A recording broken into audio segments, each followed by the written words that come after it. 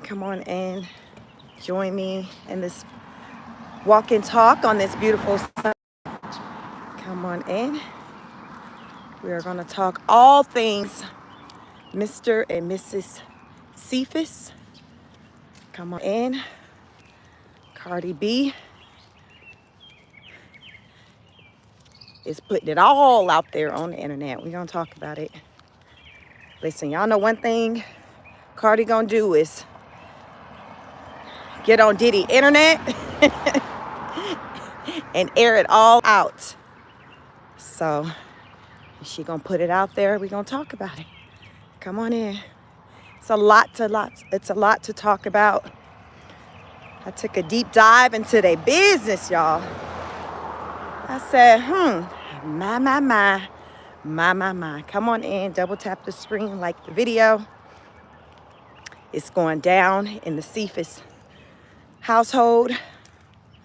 It's going down. It looks like it's going to be a pretty ugly divorce. But hey, it happens, right?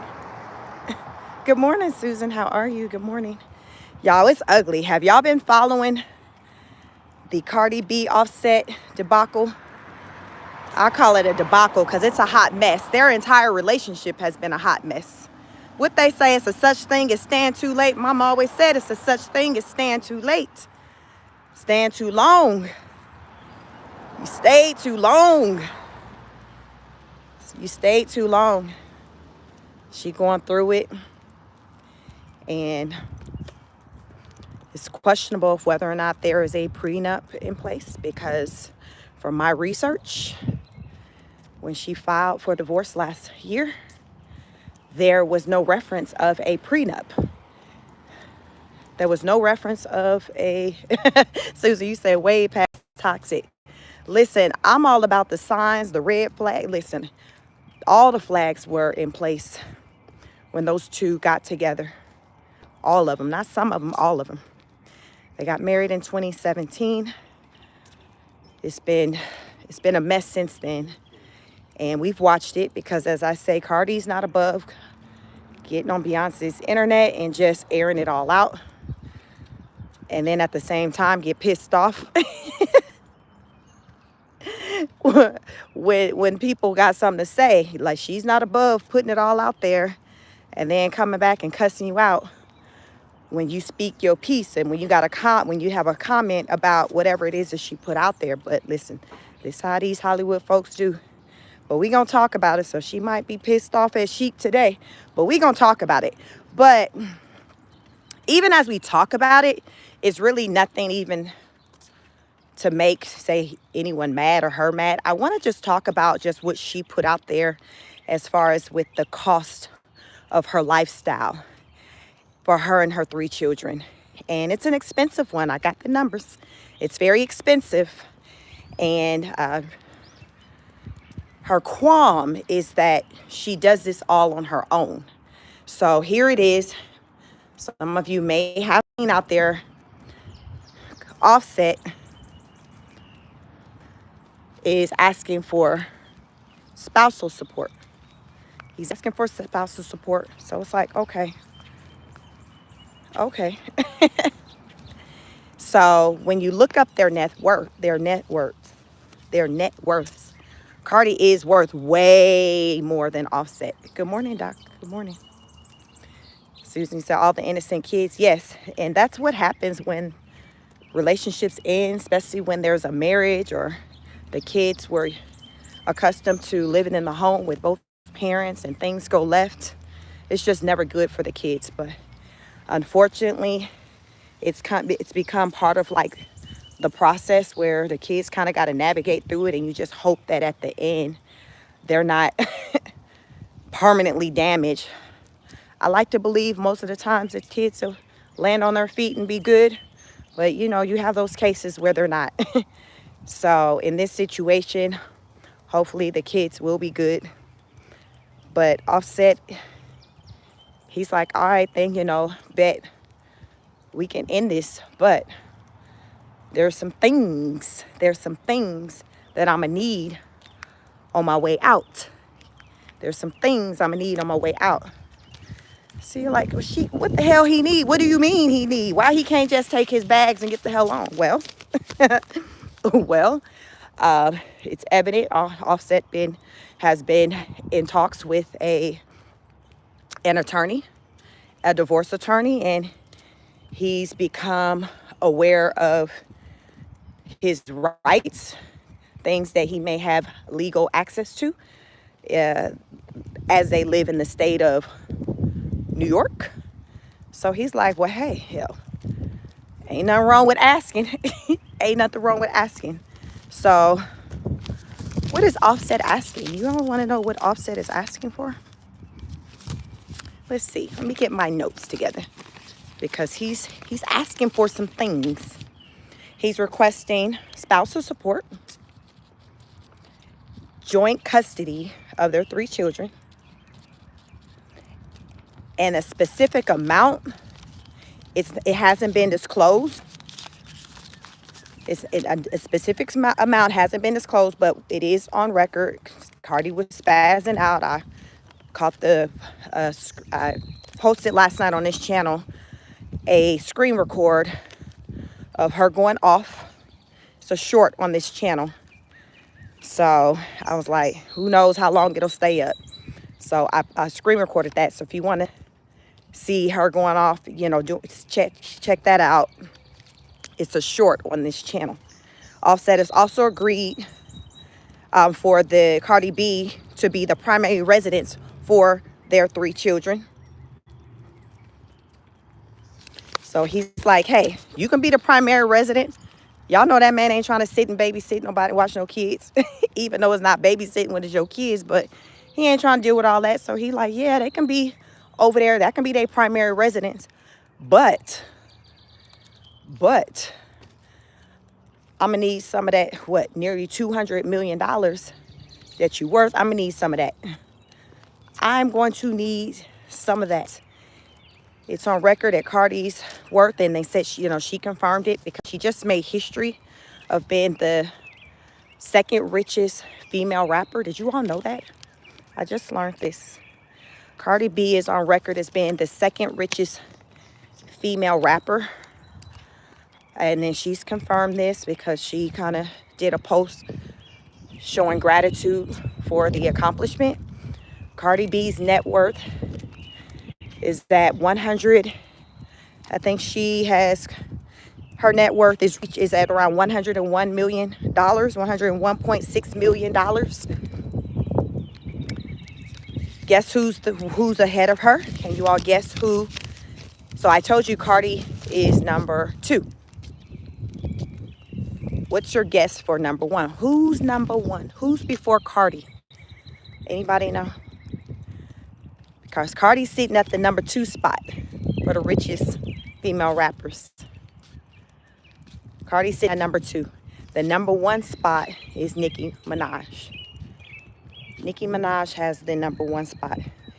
Okay, so Nicki Minaj is like almost at 200 million. So she's like at 190. Cardi B is like 100 million behind her. Crazy. Yep, Joseph. Nicki. Yep, Nicki is number 1. Cardi is in the 2nd spot. So Offset's like, yo, listen, you was popping, you became popping while we was together. So that money you making from Fashion Nova, I'm gonna need some of that. I'm gonna run me my check for that. The money you making from your shoes through Reebok, oh yeah, I want some of that too. The money you making for the whip. Y'all seen Cardi B have this like whipped cream situation? I've tried some. My aunt has like all the flavors. She loves Cardi B. So she has like this whipped cream, and I think it has like alcohol in it or something, infused alcohol in it. I've never bought any, but I like tried some, and it tastes pretty good. I'm not really a drinker like that, but it's alcohol infused in the whipped cream. Check it out. She's getting to the money. So she got music out there. Remember, she had one really, really, really big hit album. But even outside of that, she's dropped like other like singles and things, collaborations with other people along the way. So she still has been put music out, but just not an album. So that just lets you know just how crazy successful she is. The fact that she only has one album. How many albums Nicki has? Nicki has like a lot of albums. So Nicki's 2 million, like she's worked hard for that in the studio because she has a lot of albums. Cardi just have one album, but she has other songs and things. So they've both been working really hard. And Offset knows that. He know it better than me, you, or anybody. Why? Because he was there. He was there. So because he was there, he like, yo, I'm gonna need some of that. So in the state of New York, if there's like not a prenup in place, then the couples within the marriage, like, things will be split. So you know how California is like a 50-50 state. So it seems like, let me get my notes pertaining to New York. With New York, there's, it says the lack of a prenup could mean that the assets acquired during their marriage will be divided equally under New York law. But the possibility of equitable distribution means Cardi B may not have to pay Offset half of her fortune. So it's really going to make a difference on just how, if there's a prenup in place, how it was written, and then this equitable distribution situation, how that can maybe come into play to where she can kind of hold on to her money then. So it's going to be very interesting. I'm sure it's going to play out heavy in the courts. Offset got a financial situation going on, so it makes sense to me why he's trying to come after her money, because this man owes a lot of money in taxes here in Georgia. I live in Georgia. Metro Atlanta. I'm right outside of the city limits. So Offset and Cardi has one of their homes is here in Georgia. And Cardi's like, you know, when she was spazzing out, I told you I got a little video out there. She was like, listen, like the house in Georgia, you can, if you want the house, fine, but you need to buy me out. Give me half of the money that the house is worth, and sure, keep the house. Sell the house, give me half. Sell the house, give me half, and then you go, you know, you can go on about your business and keep the house. Because she's like, yo, like, you're not carrying your weight. You got your hand out. You have your hand out, but you're not doing enough. You know what I'm saying? That's why I say Cardi, she's alluding to Offset doing entirely too much out here in these streets, but yet not doing a damn enough when it comes to his family, his wife and kids. So let's talk about what not enough means, because she broke down the expenses, the amount of money that she pays for her livelihood, for her and her children. Basically, she only kind of broke down the money paid just for the kids. This not her. This is just the kids. Expenses that she feels like should be shared expenses. Hype says she knew what kind of dude he was before she married him. Exactly. I agree. And it's unfortunate that a lot of people, men and women, the signs will be there, but we'll choose to ignore them, wind up in a situation, be hooping and hollering, crying, falling all the hell out like you don't know what had happened. But really, when you stop and be real with yourself, you'll acknowledge that, okay, yeah, this issue was always messed up, but I wanted what I wanted. So I was willing to overlook the nonsense, the shenanigans, because this is what I wanted, or at that time I feel like I wanted. So hindsight, what they say is 2020. I'm sure she looks back right now and see everything now for what it was. But at that time, I felt like she was in love with him, but he wasn't in love with her, like from the beginning. I think a lot of people felt that way. He would cheat on her left and right. Women's coming out talking about pregnancies. I think even probably alleged STDs, all kinds of stuff. But she would still take him back. And a lot of times how he would win her back was just through buying her things that she can buy herself. So it's just like, what are we doing? Like, oh, that's all it took was for him to buy you a vehicle, a new car, a truck, for him to give you some cash. Like, you can do all that yourself. Your money is longer than his. She probably had more money than him. I don't know what her money was looking like when they got together. But we're going to say the bulk of her money, of course, came through their marriage because they've been married for 8 years. So the bulk of probably both of their money came within the marriage. But I felt like at the time when Offset got with her, he was popping more just because he was a part of the music group Amigos. And I think with him hooking up with her, it helped to elevate him as a solo artist because he no longer would just be known to be a part of just that trio rap group. So once he got with Cardi B, it became, okay, Offset who's married to Cardi B. And I think that's what he wanted. So it was always to me about just the branding and the recognition and just the fan base that maybe she had and him being able to tap into that. I feel like it was always business for him. He never really cared for her like that. He never treated her like he did. To me, the way he was moving in these streets, it was like he didn't give a damn.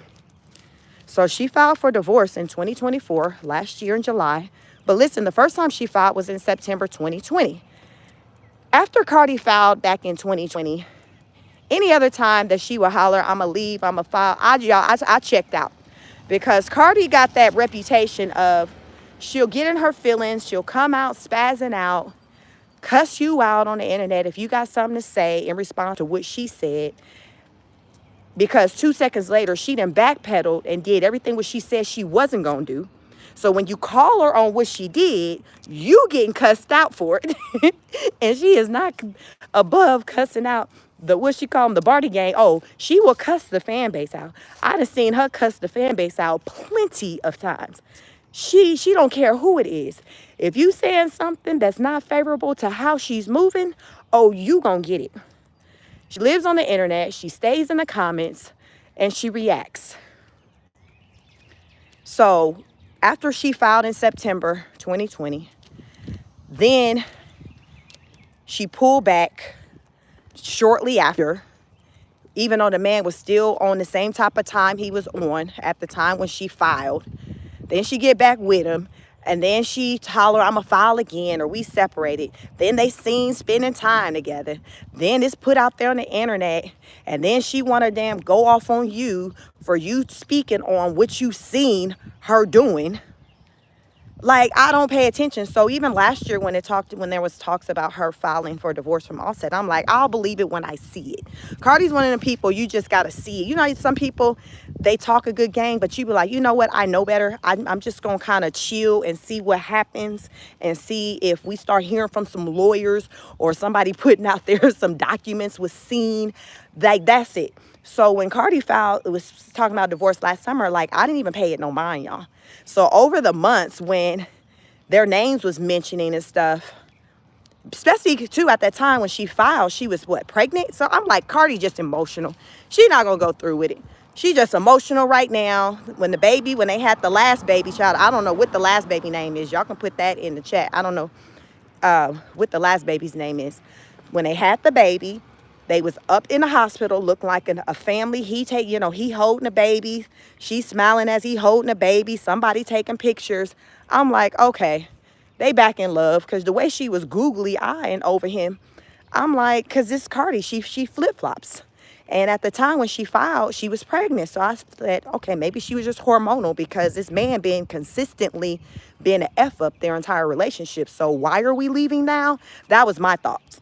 So I dismissed it. So now, fast forward to these current times, as we just jumped out of May and into June, you hearing about this beef going on between them.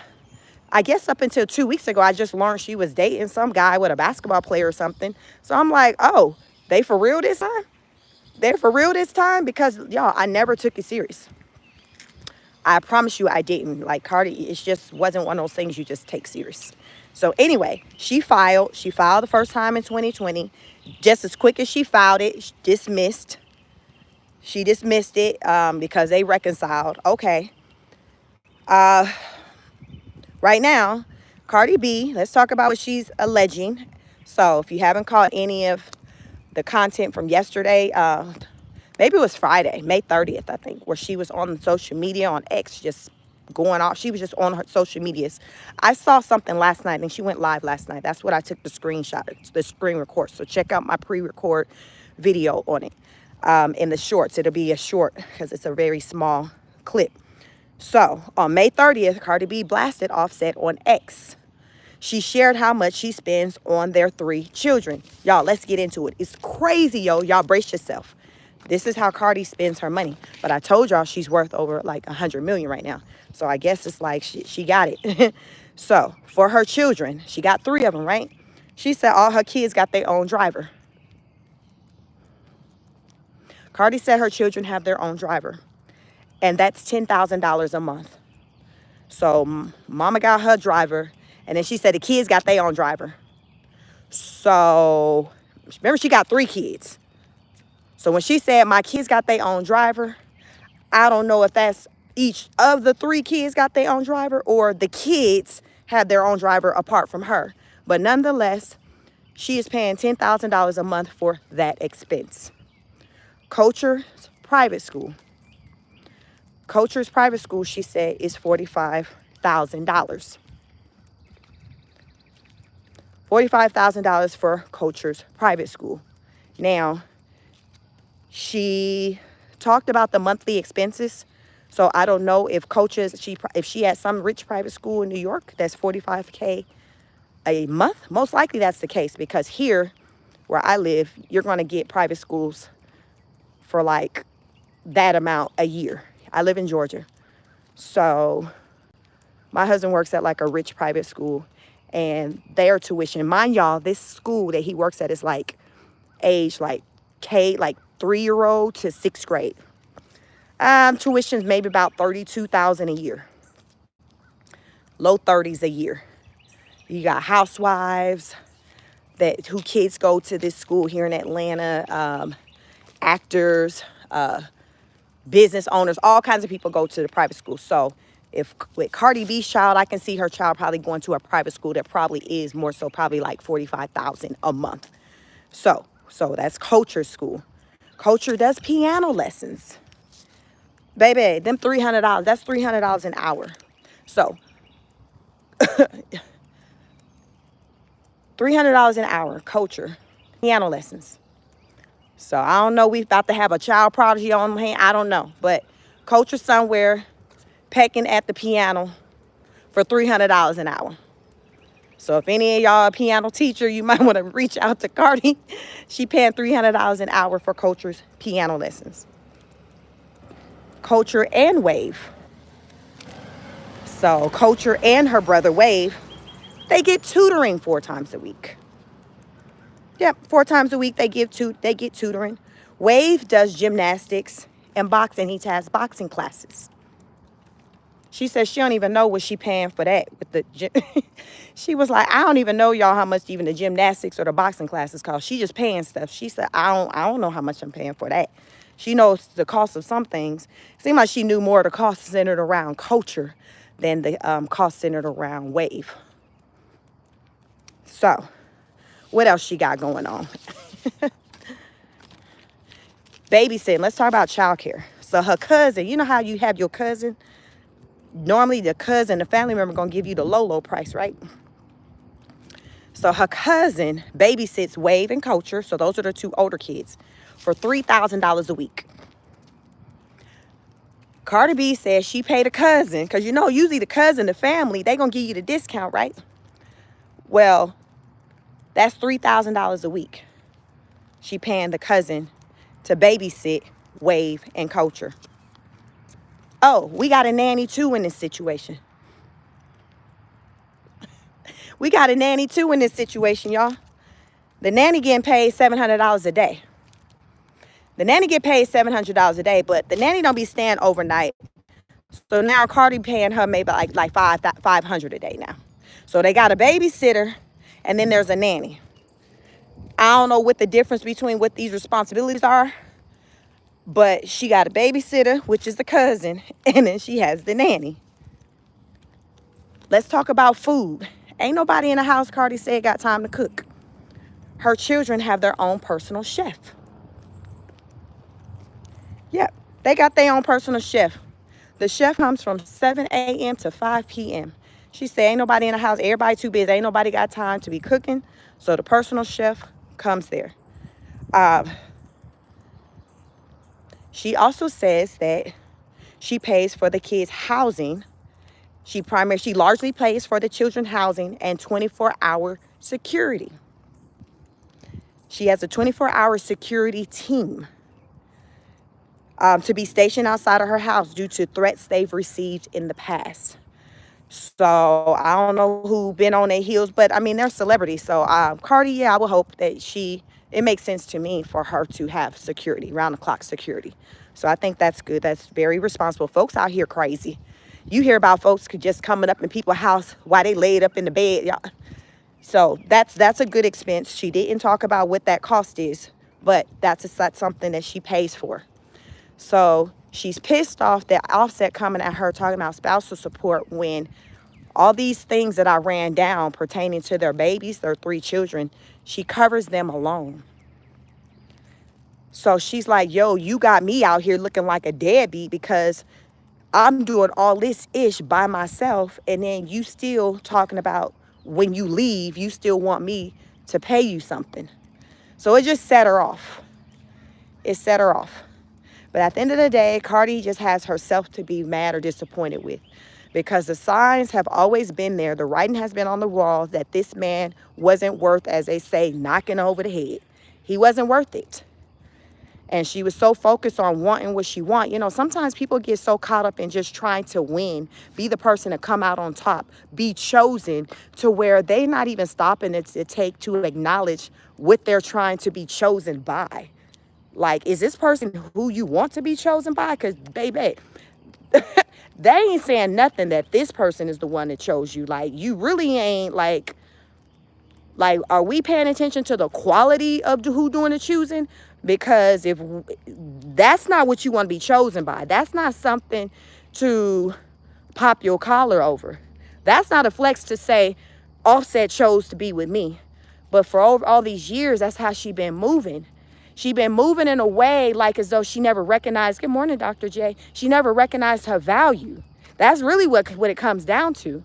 She, up until now, is just now starting to recognize her value, I feel, to where she sees that, listen, I don't need him like that. I'm good. I've been over here making things happen for me and my kids without him. And sometimes it get like that to where you don't realize what you're capable of doing until you get in that situation and you have to do it. You like, damn, I can do this. I can do this.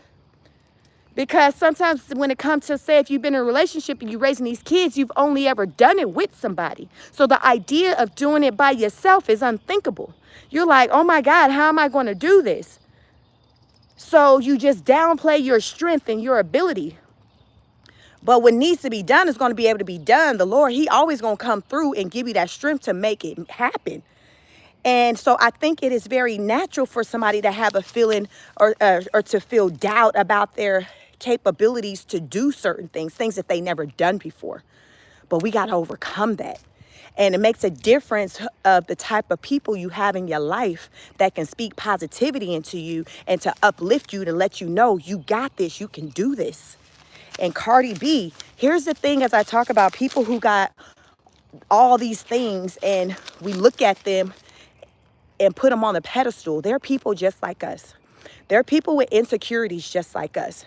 They just have a larger bank account, but they're no different. Just because Cardi got hundreds of millions, you know, a million, 100 million plus in a bank account, it doesn't mean that she don't have insecurities. It doesn't mean that she doesn't have doubts about herself. These things are all there. They've been there. So she's now, fast forward into 2025, really looking at, damn, I can do this. I don't need this man. He was never there for me, other kids like that anyway. Y'all, she said the new baby, she said he only seen the new baby 5 times. She might be including that one of them times in the pictures I seen where I said when he was at the hospital holding a baby last year. That man only seen the baby 5 times. So that means he not bonding with the baby, right? If you only see the baby 5 times, what kind of bonding taking place? How old is that baby now? What about? So when she had that baby got to be maybe about 7 months. How old is Cardi B's last baby? For her to say he only seen the baby 5 times. That's terrible. That's bad. He ought to be embarrassed for that. Like, sir, what are we doing? You done broke up your whole family for what? I don't even know who he running around with calling his new lady. But Cardi said, hell, he keep blowing up her phone. So are you really happy over there? Why are you worried about? Cardi want to know, Offset, why are you worried about what I got going on? Just because I done finally moved on past you, recognize that I can do better? Now, has she done better? I don't know. Because I don't know nothing about this new guy that she's with now. But people, word on the curve, they said he just like a Offset too. I don't know if they going off of looks or his energy. But I just hope that she don't F around and get pregnant. Because I seen something maybe a few weeks ago with some pictures. And it had her little belly poked out. And people was wondering if she was pregnant. I hope she not. Because she didn't give Offset any babies until they got married or whatever. So I hope she's not out here having kids for somebody that's just not her husband. Even if she, I just hope that's not the case. And like I said, I don't know nothing about this guy that she's with now. But if he's anything like Offset, then she down bad. She down bad. Self-esteem is everything because it plays a part in the type of people we choose to align ourselves with. When you know your worth, you know your value, you're not going to just be on the arm of just anybody. You're going to make sure that they have some type of substance, right? It's going to be some quality to them. And Cardi, to me, she's shown over the years that she struggles with self-esteem. And even though she had all the surgeries in the world, as I've come to learn, that doesn't, pretty much probably 100% of the time, it doesn't fix what's psychologically going on with you just by you going underneath the knife.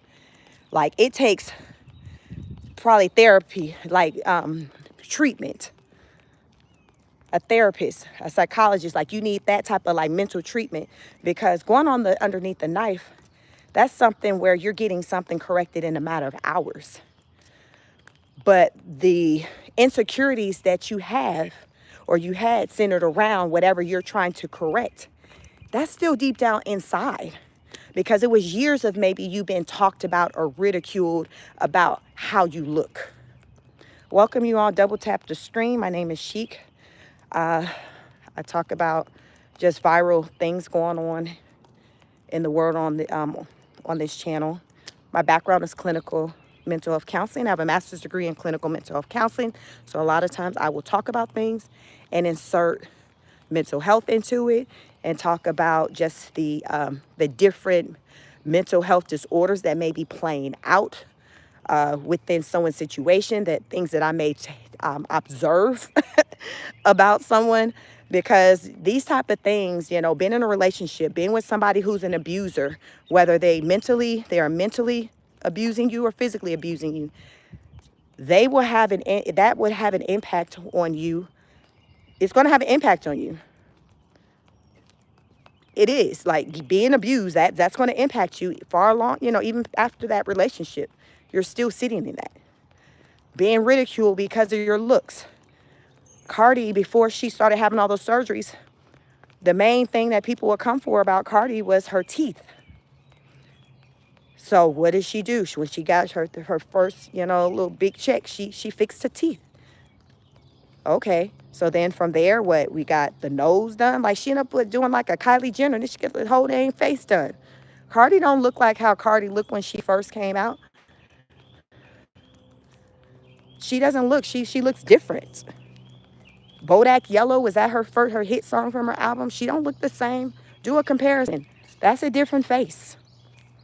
It's a different face. But it was all centered around the insecurities that she had from just the things that people would say. So here's the thing with that.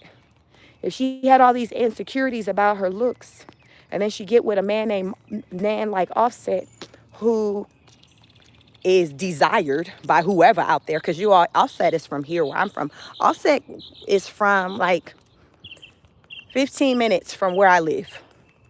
Like, that's where I live.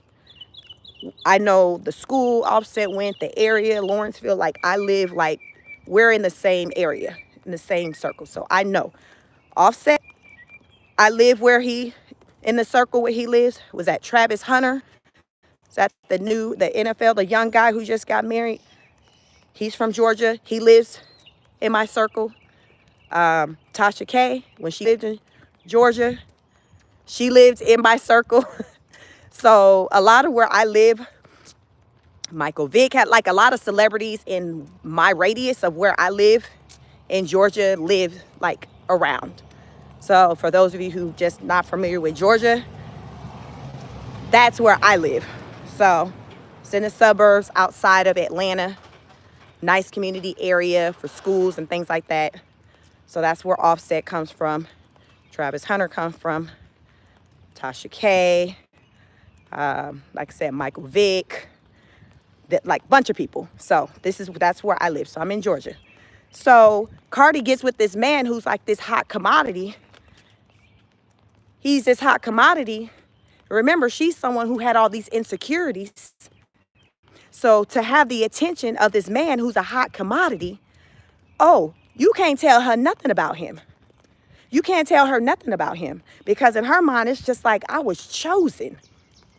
I was chosen. Yeah, he got all that popping off, but still, out of everybody, it's me who he's choosing to go on a red carpet with. It's me who he's choosing to buy these expensive gifts for. It's me who he proposed to. Sometimes, like, that's all it takes for people, just to be placed on a stage. Never mind what's popping off in the background at home. It's about the facade. And this isn't just with rich people, celebrity people. This is just in life general. It's the facade. How many of you who know people like that where the facade is spectacular, but behind closed doors, behind the scenes, y'all know he or she ain't worth ish. Y'all know they ain't worth a damn thing.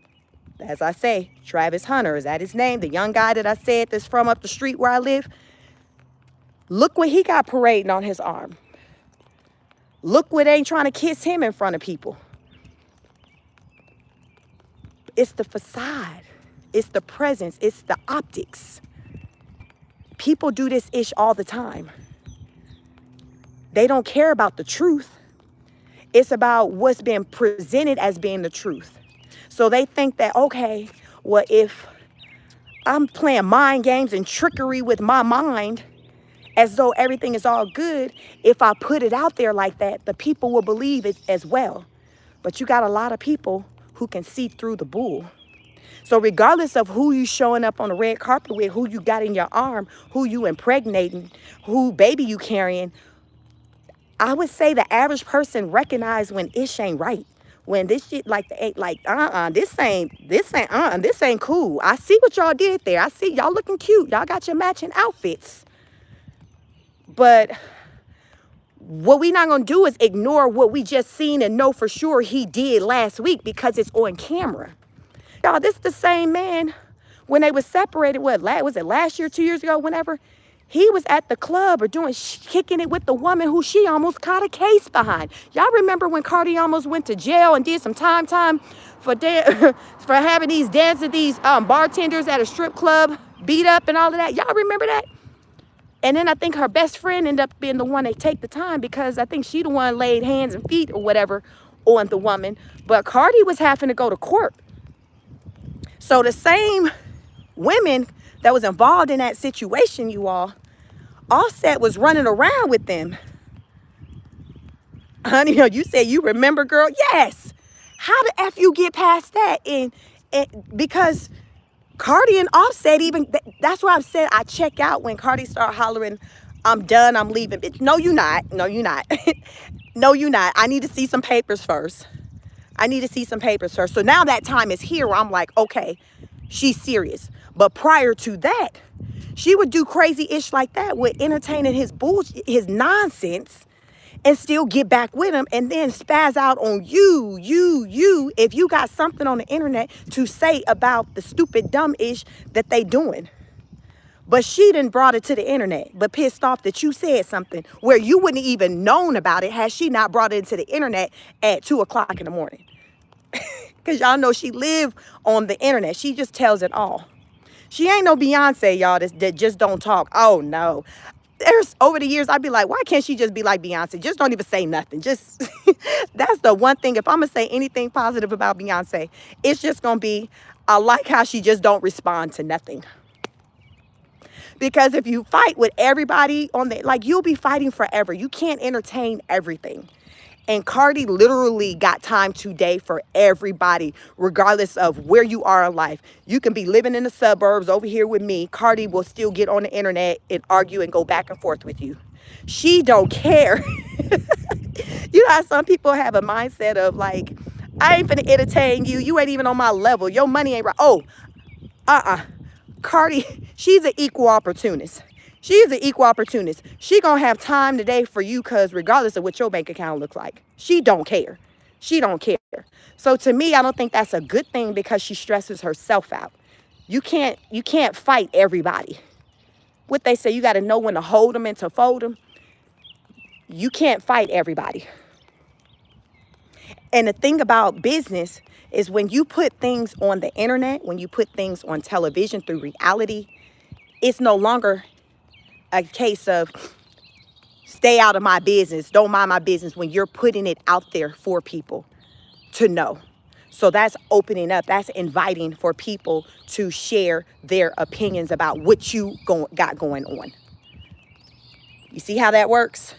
Because the things that people talk about is things that celebrities put out there.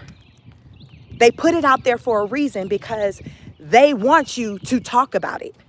They're hoping that your opinion aligns with theirs. But it only becomes a problem when it doesn't. Y'all see what I'm saying? Like, I'm putting it out there. Chic, I'm putting it out there. I want you to talk about it, but I want you to talk about it from a favorable place for me. But if you're talking about it from any other place, then you need to take it off. Don't talk about it. And you can't have it that way. You can't have, that's not life. That's not life. If you don't want people to talk about it, don't put it out there. Don't share it. This information that I've come out and shared with you all, centered around Cardi B and her finances, literally, she just put this out on the internet, on her social media this weekend. I said, okay, well, let me make notes and come out and bring it to the people to hear their thoughts, because Cardi got millions of followers. I'm just one of millions of people who are aware of this information. But that's intentional. It's by design. You go to your social media and put it out there to let your followers know what's going on in hopes that they will get in your corner. It's how it works. It's how it works. So Cardi has to sit in and take responsibility of the poor decisions that she's made. But we all make them. That's the thing. So it's not even anything about bashing Cardi. It's about saying, hey, you're at the crossroads now where you have to take onus to the decisions you made. You have to acknowledge that it was evident that this person wasn't on the up and up, but you chose to rock with them anyway. That's accountability. Because here's the thing, you all. When we don't stop to take accountability, it's an increased chance that you're going to repeat that same thing. So if Cardi don't take responsibility and the role that she's played with the downfall of her relationship, guess what? She'll repeat it. And her future relationships will be just as toxic because there was no lessons learned. I hope that the lesson that she's learning from this situation with Offset is that when someone shows you who they are, believe them. Not when they tell you, when they show you. Because action speaks louder than words.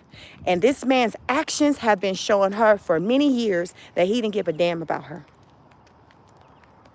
And she knows that. And it may hurt for her to say that, to acknowledge that, because she think about how she laid it out on the line for him. But she is going to have to get to that realization of the truth. And the truth is that this man don't care right now, and he never did. He never did. And I don't know a whole lot about this new guy that she's with, but I hope that he treats her better than Offset. I hope that he's not running around on her and people messaging her in her inbox about what he out here doing behind her back. I just hope that it's none of that. I hope it's none of that, because that's what it was with Offset, and she still stuck around. She still stuck around. And it did her a disservice. She got 3 beautiful babies from it, but I don't think it's a flex to continue to get in bad relationships and just create lives and just say, well, I got kids out of it. No, because you're creating broken homes. You're creating broken homes. So I hope that if she does have more children, it'll be when she gets married again. And I hope that when she does get married again, she does a better job with picking a better quality man and not pick someone based off of how many Instagram followers, how many followers they have on social media, how many records they sold, how many points they scored in a game, how popular they are. You all, these are the superficial things that people choose people over. Think about it. People don't be running around here. We don't be collectively seeing people running around here picking people based off of substance. We don't see that. People ain't running around here picking people off of substance. People running around here picking people off of Instagram followers, how many likes they got. Like, y'all, like, listen.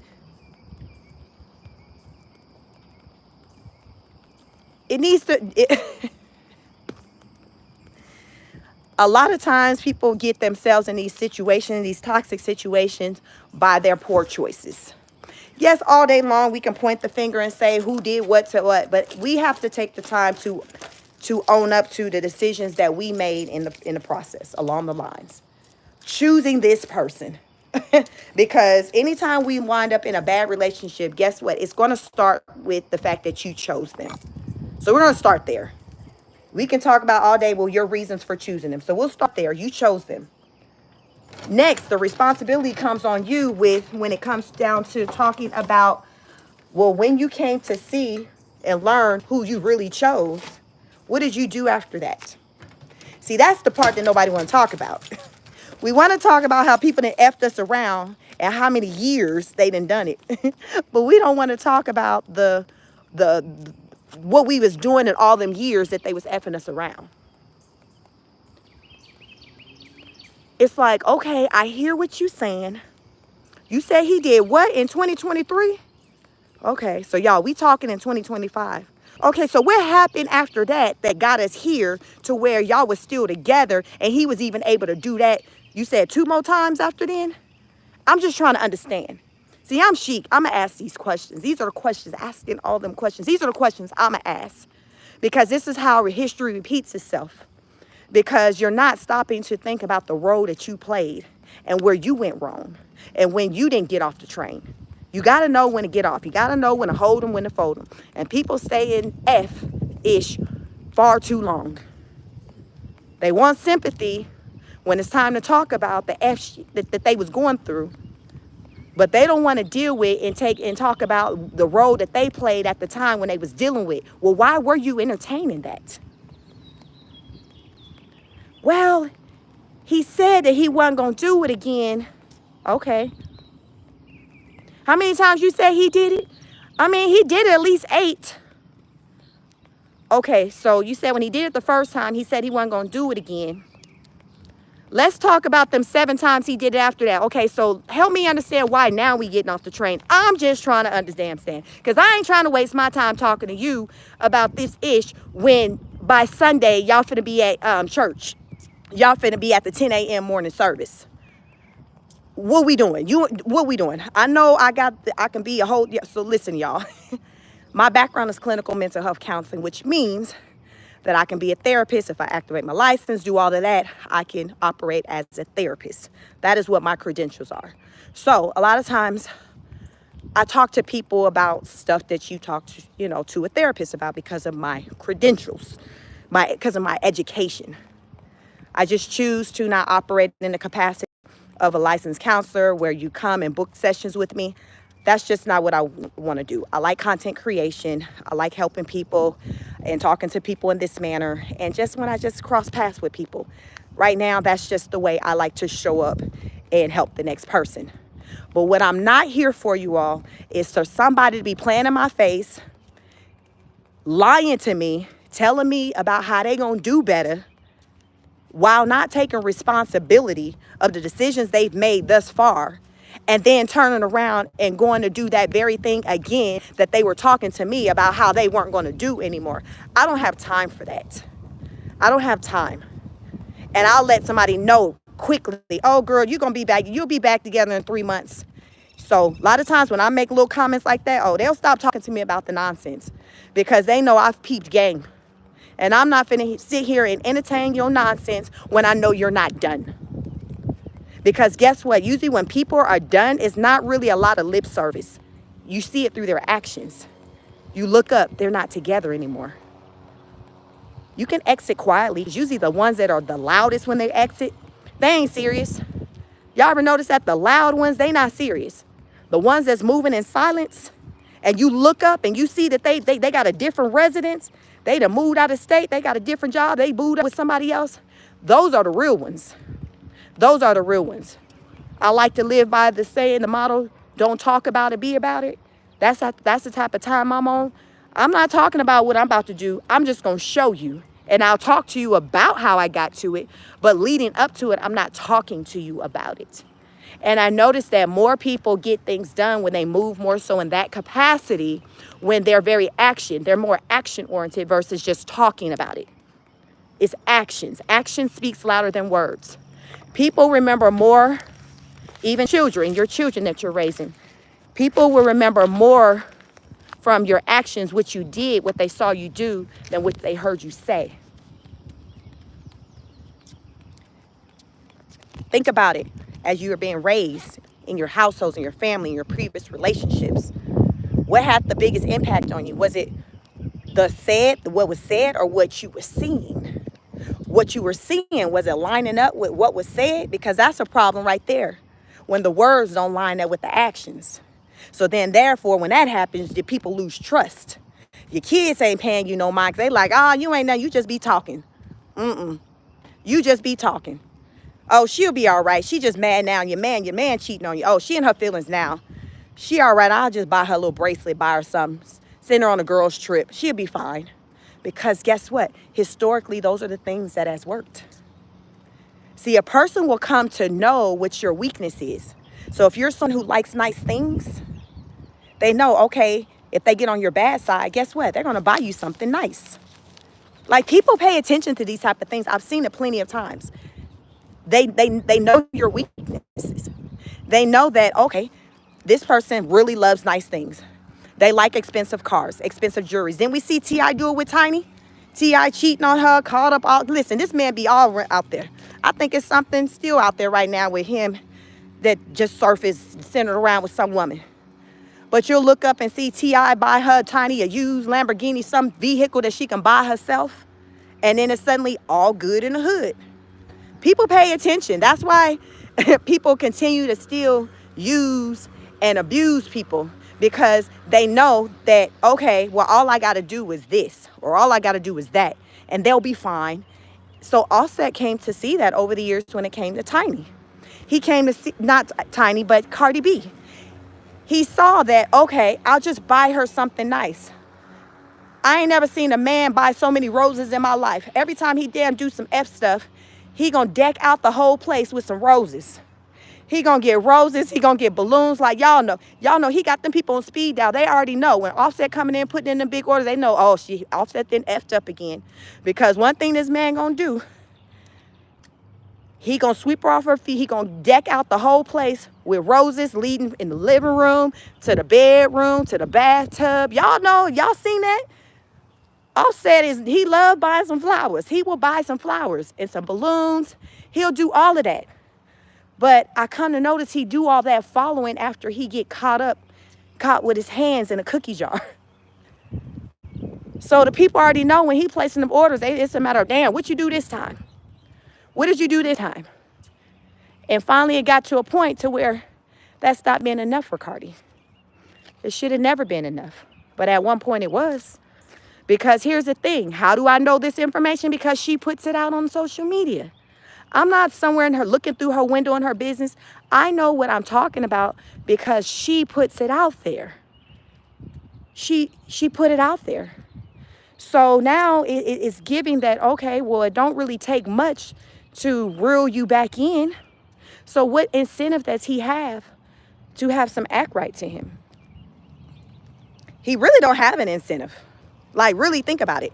If you got a woman or somebody, even a man got a woman, whoever, and you can do what you want to do when you want to do it, and there's no consequences, repercussion, the average person is going to continue to do it. There's no consequences.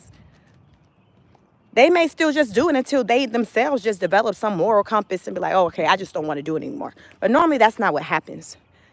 If they do stop those type of shenanigans, they've moved on to someone different. And then they decide to show up as a better person for that person. But the person who they've been in a relationship with, doing the absolute most with, they ain't gonna change. You ever see sometimes a man will be just a complete a-hole to one woman, and then he gets with another woman and he putting his best foot forward? He's doing things that he wasn't doing with the other woman. Hell, he even proposed to the new woman and not the other woman. Because a lot of times what it comes down to, people are going to, they're only going to give what's required. So if you're getting with, so if a man gets with a woman and she's not requiring for him to treat her a certain way, treat her with respect, requiring for him to marry her before bearing children, if she's not requiring these things, guess what? Baby girl not getting these things. She's not getting these things if she's not requiring it. So that's why sometimes we'll see where a man will get with one woman and he didn't put a whole bunch of babies in her. And then he get with another woman, there's no babies and there's a ring, and then babies come that way. Why? Because that second woman required it. The second woman required it. So you can't get mad at her that she knew her value, her self-worth, and the first woman didn't. It happens all the time. Some of you have seen it. Some of you have maybe experienced it, whether you were the one who didn't do the requiring or you were the one that required and you got had a different experience with that same person. A person's going to do what they want to do, but it's going to be rooted in if they see the value there to do better. If they don't see the value in you and find you worth being the best person ever for it, they're not going to do it. Man or woman. They're going to dog you out, mistreat you. You be out here looking crazy like the Travis Hunter kid, like, because the value isn't there. The value isn't there. So how someone is going to treat you is heavily rooted in what your requirements are. And you don't communicate these requirements years later into the relationship. These are like requirements, like this is day one type stuff where early on when you're getting to know each other and you're laying it out with what you want out of life, what your expectations are.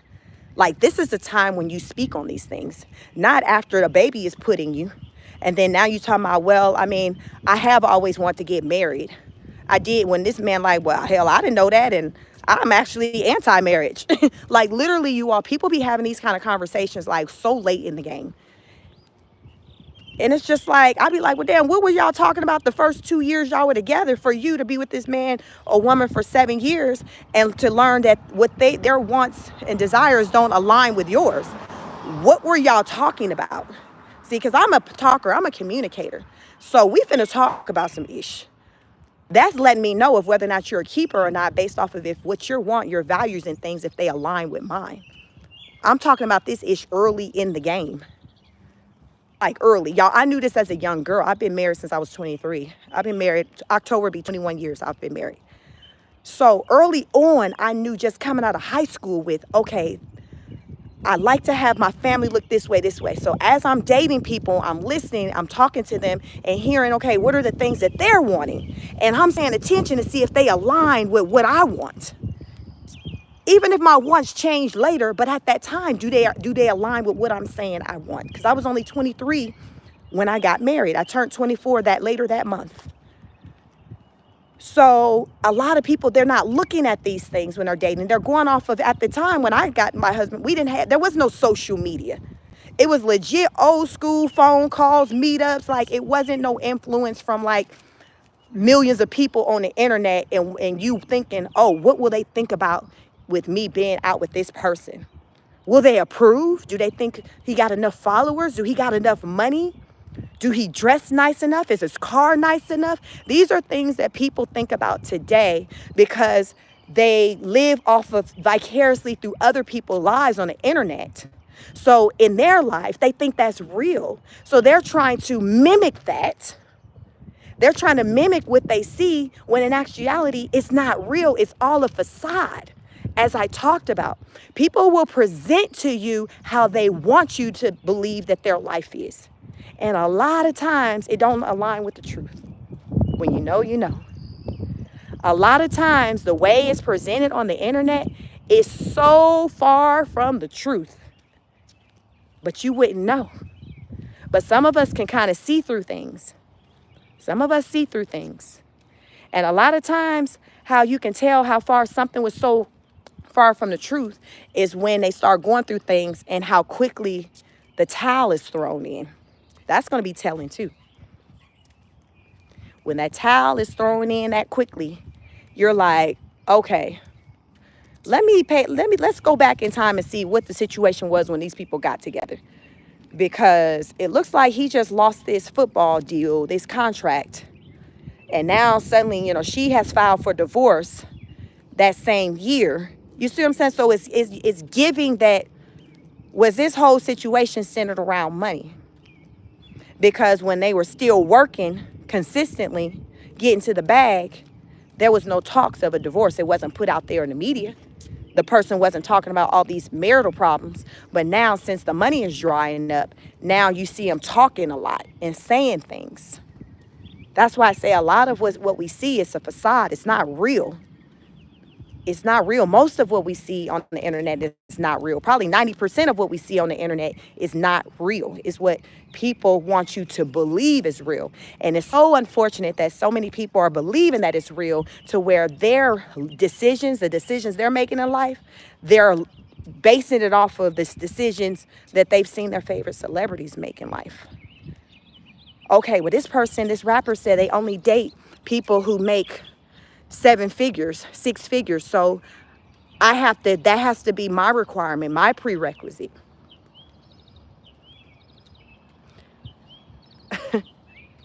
So, but here's the thing that they're not taking into an account.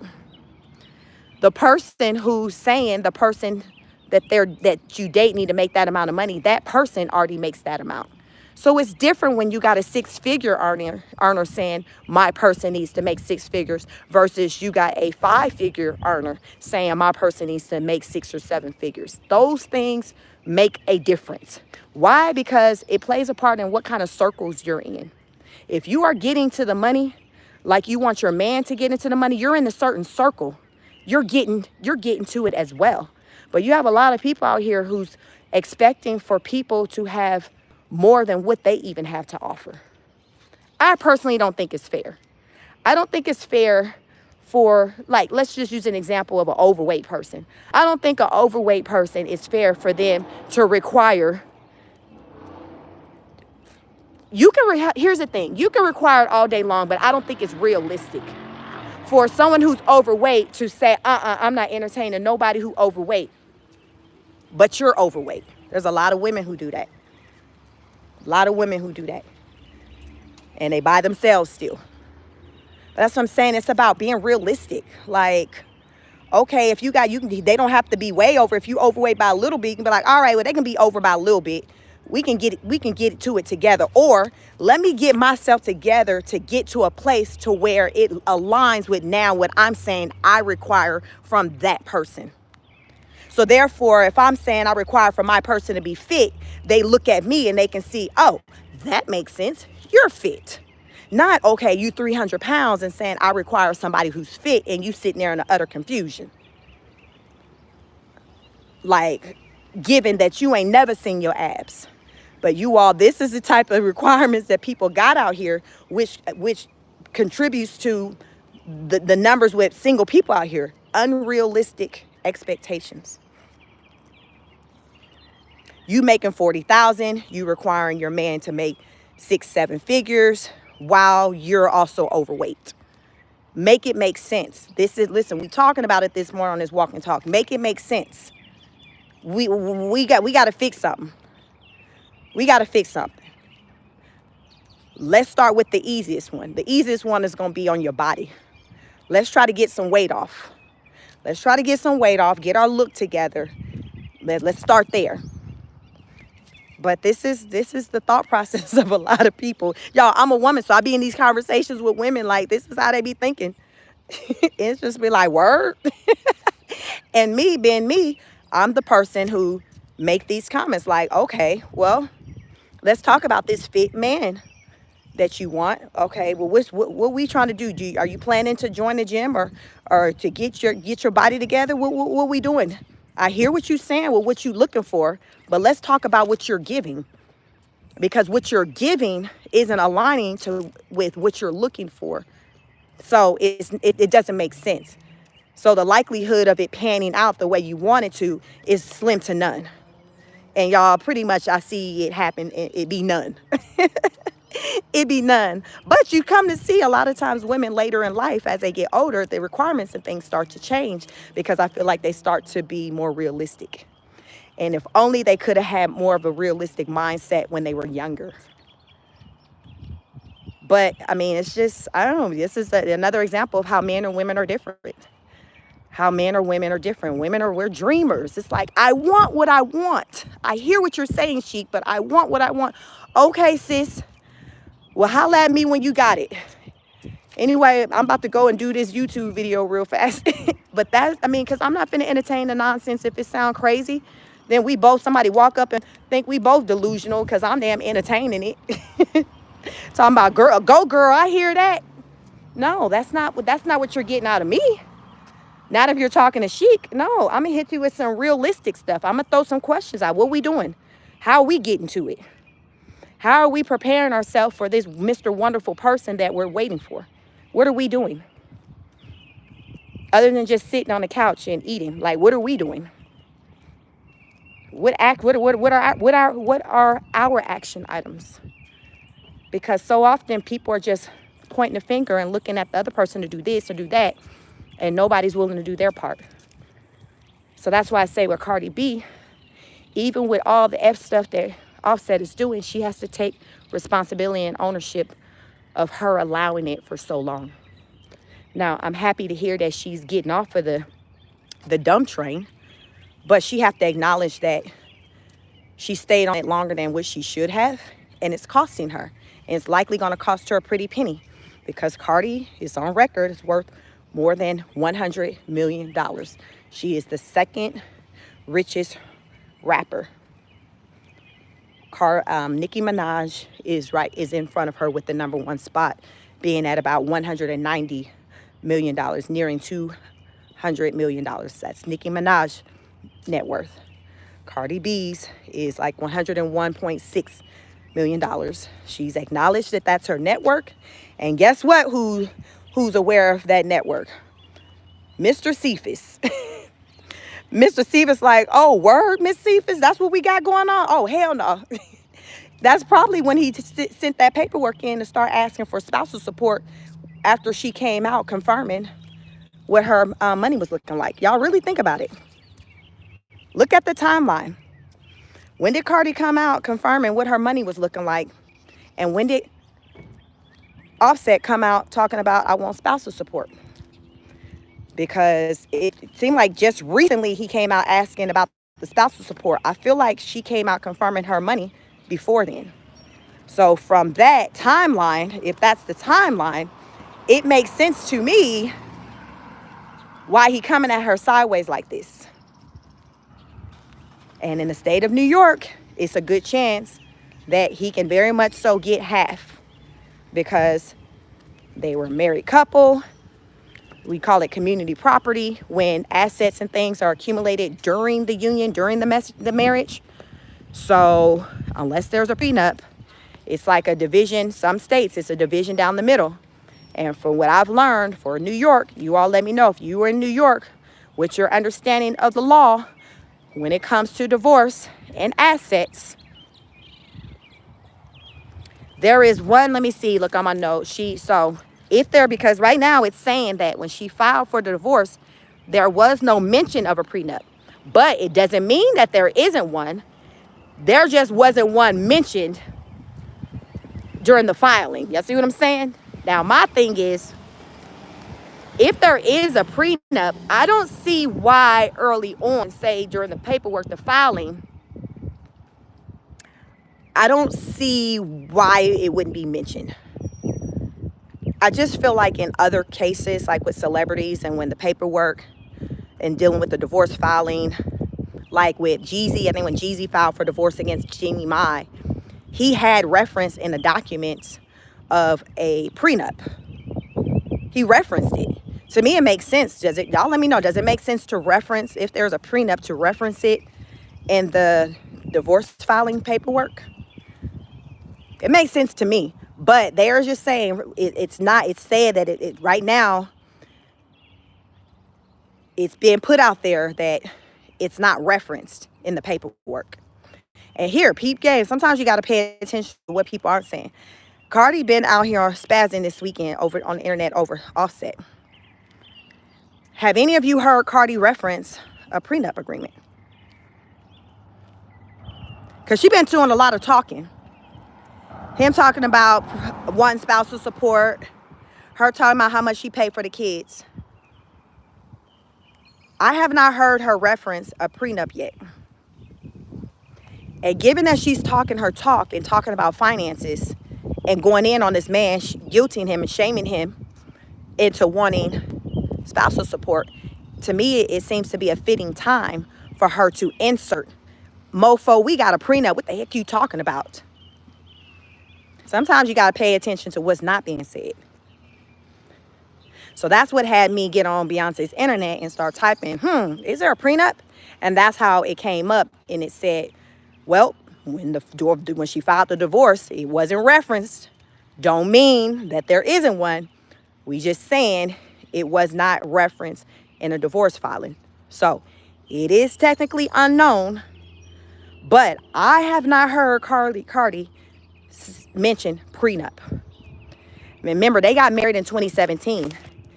They got married before, right around when did Bodak Yellow come out? Did it come out that same year?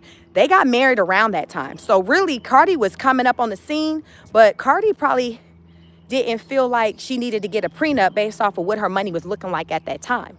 Because I'm wondering now, was his money longer than hers at that time? Because remember, he had the popular group, the Amigos. Remember, I told y'all, I was saying, if you just came in, I live in the same community, the same radius from where the Amigos went to school. That's where I live. There maybe where they went to school is maybe about 20 minutes maybe from my house. The town, the school where they grew up is about 20 minutes from where I live. Travis Hunter, the football player, NFL young guy who just got married last Memorial Weekend to Lene. He also is from my community. He's about 20 minutes from me. Tasha K, when she lived here in Atlanta, Tasha K was also in the community. A lot of celebrities within where I live outside of Metro Atlanta. This is the county. We all live in the same area. So when I hear celebrities on the internet talk, and I learn where they're from, it's like, oh snap, they're from my area. So that's how I remember these things. So Cardi may likely have not wanted to sign a prenup at that time because she didn't feel like it was necessary because of what her money was looking like at that time. And it's very possible that the way her money was looking, it wasn't up there with his. He may have had more money and he then wasn't requiring it. And now fast forward, and with the way their careers went, she may have surpassed him. Because I don't know what her money was looking like in 2017. I don't know. I'm just saying, I'm trying to rationalize why she may not have written a prenup at that time. Clearly, with the way her money was looking, it wasn't nothing like the way it's looking now. We know that because most of her successes have come within the marriage. Within the marriage. So here we are now. And a lot of times that happened, people within the marriage, you grow financially. Bezos, when he got with his wife and they didn't have all the millions, they pretty much kind of got it out the mud together. And then when he divorced, like he was worth all them billions or whatever he's worth. But that wasn't the situation when they first got together. So I think they didn't even have a prenup, because if you two people getting together and don't have nothing, there's no prenup. I told you, I got married at 23. I don't have a prenup. I got married at 23. Me and my husband over the past 20 plus years built our lives together. That is the case for a lot of people. People don't get together and already just have wins like that. A lot of times people kind of do it within the relationship. And with Cardi, unfortunately, it is very likely she didn't have the right people talking to her to encourage for her to still write one. But again, remember, we don't know if she got one or not. But if she did not, it could very well be rooted that she didn't have the right people in her corner to encourage for her to get one. And it's very likely that those people did not foresee her career drastically surpassing his. So maybe they thought, okay, with her not having a prenup, she would be the one more likely to kind of win because his finances being greater than hers. That's the way I'm trying to logically think, why wouldn't you have a prenup? Because the only time it makes sense to me is if he had more wins than her at that time. And so the people like, girl, don't do no prenup because, you know, he got more than you. So if things go left or whatever, you can get whatever. But she surpassed him in her career. Her earnings surpassed him greatly. So now it's just like, damn, should have got a prenup.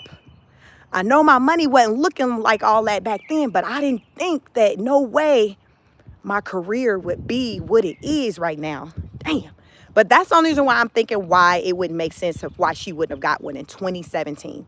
Because she was just now starting to pop. She'd done some love and hip hop stuff, but her music career hadn't popped like that. So I don't know. My money, I'm more, if I were a betting person, I would say there is no prenup because it hasn't been inserted in the chat. And Cardi talk about everything. I don't see why she wouldn't be like, you know we got a prenup. The hell you talking about? You gonna get this 25% that we could agree. Because y'all know she not above keeping stuff to herself. So why would she keep the mention of a prenup? Why wouldn't she mention a prenup? He hasn't even mentioned a prenup. Nobody's mentioned a prenup. Like, who do we hear or see going through a divorce? That's why the most recent I think about is Jeannie Mai and Jeezy. Prenup term was thrown all around. That's all we heard. If we didn't know nothing else, we knew there was a prenup. We knew that. With this Offset and Cardi stuff, we have not heard either party. I haven't, at least. Y'all can let me know in the chat. I'll be getting to my front of my house soon where I can read the comments. But I have not heard reference of either one of them saying, yes, we signed a prenup, or even no, we didn't. I haven't heard reference. But to be honest, like, it's just like since yesterday, I started kind of learning the ins and outs from their situation, because I normally don't be really feeding into Cardi's shenanigans because she backpedals a lot. She's very emotional. So half the time I don't believe what she says or do, you know, I just gotta see her take action, because she lost me years ago with this man when she'll say, I'm gonna do this, do that, and she don't she don't do it. She don't stand on business. So I don't view Cardi as somebody at all who stands on business like that.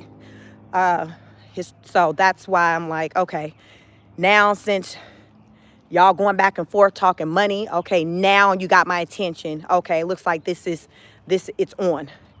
It's on like popcorn. Y'all talking money. You out here telling the business. You out here telling the business. You out here talking about he ain't seen y'all baby and he only seen your baby 5 times. So what they say, when you know it's real, I feel like this is like that moment where we're like, okay, it's real. Cardi finally got fed up. But here's the thing, you all, when people get tired and fed up, they don't get tired and fed up on your terms when you tired and fed up of they shenanigans. People get tired and fed up on their own terms. So that's definitely something I've learned through life. When people be going through things, and even as they talk to me about stuff, I factor that in. When you tired, you just gonna move. You gonna do something different. You ain't gonna talk about it. You gonna what? Be about it. You ain't gonna talk about it. You gonna be about it.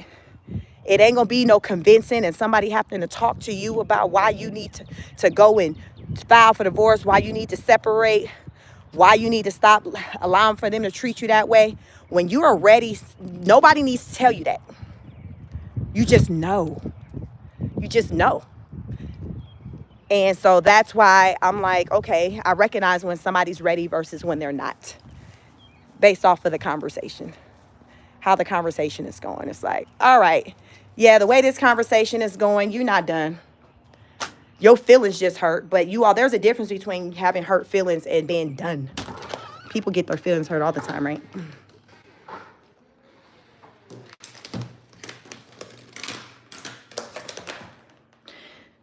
There's a difference between having hurt feelings and being done. And a lot of times our feelings get hurt a lot of times before we're actually done. Far too many times. And for those who are the really, really unlucky ones, they don't survive the situation. They didn't live long enough to get to that point of being done. Those are the real unfortunate ones.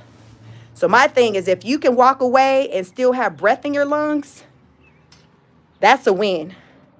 Because think about the people who we know to where they're no longer with us because they didn't walk away, or that time when they did walk away, that was it. Because they say in a domestic situation, the most dangerous time is when you leave.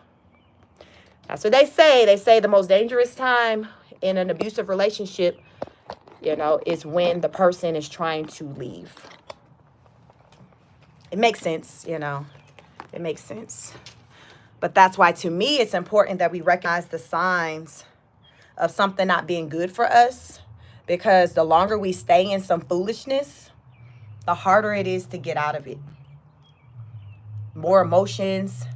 You're now attached to the person. Trauma bonding. Oh, Lord, don't let you have some kids. You got some kids now in the mix. So now you thinking like, oh, Lord, well, I can't leave now. I got these kids. Who gonna help me with these kids?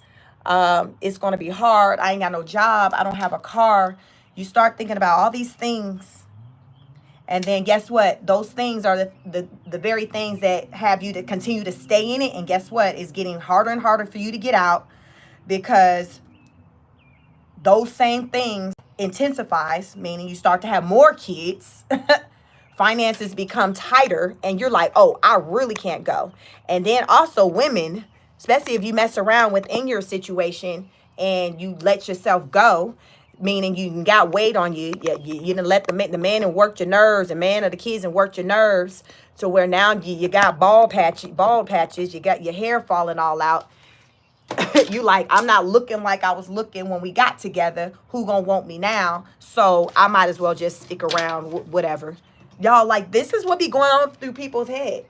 Like, that's why I say keep yourselves up even during your situation while you're in a relationship, because a lot of times a toxic person, a narcissist, an abuser, they will prey on that and remind you and poke at those insecurities that you have.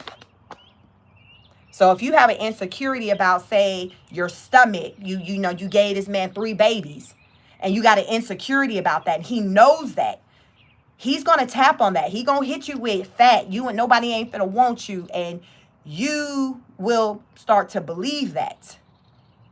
You'll believe it, because when you look in the mirror, you don't feel good about what you see. And then you got this man over here that's echoing that, saying, you right, you fat, and don't nobody want you. And so you're like, well, hell, I'm just going, who going to want me? Who's going to want to be with me with all these kids? Where am I going to go? Welcome, Cool, from New Zealand. Double tap the screen, like the video, you all. Self-esteem. That's what it comes down to, bad man. Self-esteem. That's why I like to say, ladies and men, like even with Travis Hunter, y'all think I'm saying his name right. I'm in front of my laptop now. Self-esteem is shot. Because how you know when somebody's self-esteem isn't where it needs to be, you base it off of the things that they endure, how they allow for people to treat them. That's very telling about someone's self-esteem, because Someone with self-esteem, high self-esteem, they know their value and they're not going to let someone mistreat them.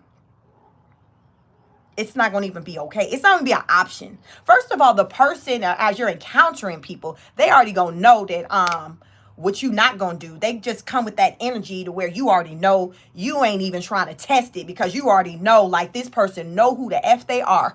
Because I always say, if you know who you are, can't somebody come along and tell you anything else? Yes, RZA, Travis need a prenup, but he probably, I mean, he's married now, so it's a matter of if he got one or not. But we'll know soon enough when that divorce filing come. After she get probably maybe 2 kids. Maybe after she get 2 kids up out of him and the divorce filing come. Because he's so goofy. But here's the thing. It's a very apparent that the self-esteem, even with him as a man, is not where it needs to be. Because ain't no way, with the way she running around out here, that a man who's sure of himself and know he got options is going to entertain that. Like, this man's self-esteem is so low in the pits of hell to where even with the money, it hasn't even helped his self-esteem to come to an understanding that he can do better. Y'all know his self-esteem low. Even with the money, it hasn't had him to feel like he can do better and garner a better quality of woman. That's how low his self-esteem is. And it's very sad. It's very sad. But these type of things, it plays a part with the people you have in your life. I know his father wasn't in his life. His dad had did some time. He was raised by like a single parent type situation. These things make a difference. Much like with Cardi, the things I think they both have in common is when it comes to just the physical appearance. Not having the desired look, the teeth, the nose, the characteristics that people deem as being beauty. So even though, like, Cardi went and spent millions of dollars and had these surgeries, however much she spent, I don't know how much she spent, but damn near she didn't change almost everything on her body. Clearly, we've come to see that it still hasn't been enough. That's why the insecurities don't have anything to do with the bank account. You got Cardi B and we got Travis Hunter. Let me confirm, Travis Hunter. They have these insecurities that has to do with the physical features. One person fixed theirs. Cardi fixed hers, but we still see how she's moving. She's moving like she ain't fixed a damn thing because it's psychological. And then we got Travis Hunter, to where we haven't seen him fix anything with his physical, but still his self-esteem is still very low to where he's with someone who's obviously not worth anybody being with. But he's still there. Yep, that's his name, Travis Hunter.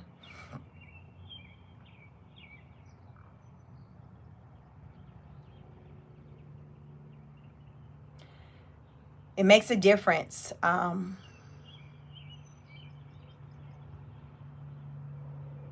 It makes a difference. The self-esteem is everything. And with our children, we have to have these conversations with them when they're knee-high. The importance of self-esteem. You have to. Even if at that time, when they're little, they're not having conversations or getting in situations where someone's saying mean comments about them.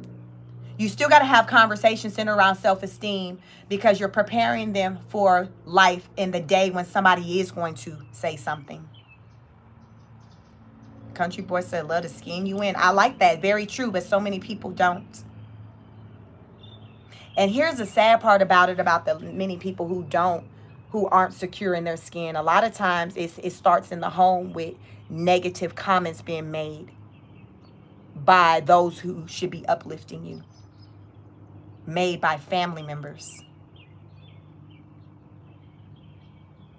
You grew up being told, comments made to you about your nose, about your dark skin tone, or how light your skin tone is, how big your head is, how big your lips are.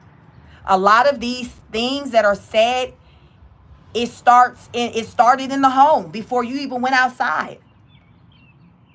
A lot of these things, some people only heard it in the home or in the family and didn't even ever hear it outside from the public. Who's that actress? Eva Longoria. Y'all know Eva, beautiful. Let me see. She told the story that, y'all, she growing up was considered the most unattractive one. I think that's Eva. Y'all remember Eva? Eva Longoria? Is that, let me see. Eva Longoria. Eva Longoria. I heard her tell a story about growing up. And, you know, she has a darker olive complexion. Because she was darker than everybody else, mama and the sisters or whatever, she was considered like the ugly duckling. Baby, y'all go and Google Eva Longoria and look up her mama and her sisters. And keep in mind what I'm telling you, as this woman said, that she was the one that was considered the ugly duckling, the different one, the outcast. And it was rooted because of her skin tone. That's why I say, now, outside of her home, who ain't nobody running around here, not Eva, the top model. Let me show you. Eva, this Eva. Eva, the Hispanic Eva. This Eva. This Eva right here. I heard her, I believe it was her, tell a story about growing up, how she wasn't viewed as being the attractive sister, the attractive one. And it was rooted in her skin tone. You see, she has like an olive skin tone. Her sisters were considered the beautiful ones. Let's see. Let me see if I can find the sisters.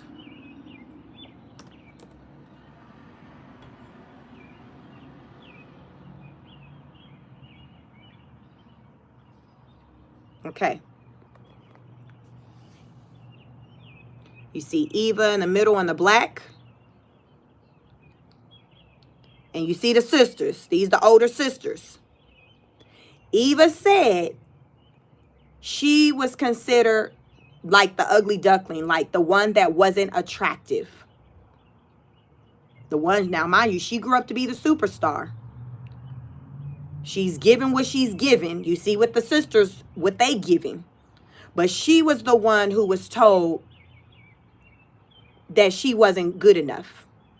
That was the messaging that she got at home. Not from the outside public, what she got from home. Lonnie, you said she looked better than the sisters. Look at these faces. Do you think that that was always the case? Because the features are they're featuring. They're there. This is what the sisters look like today. This is what Eva looked like today.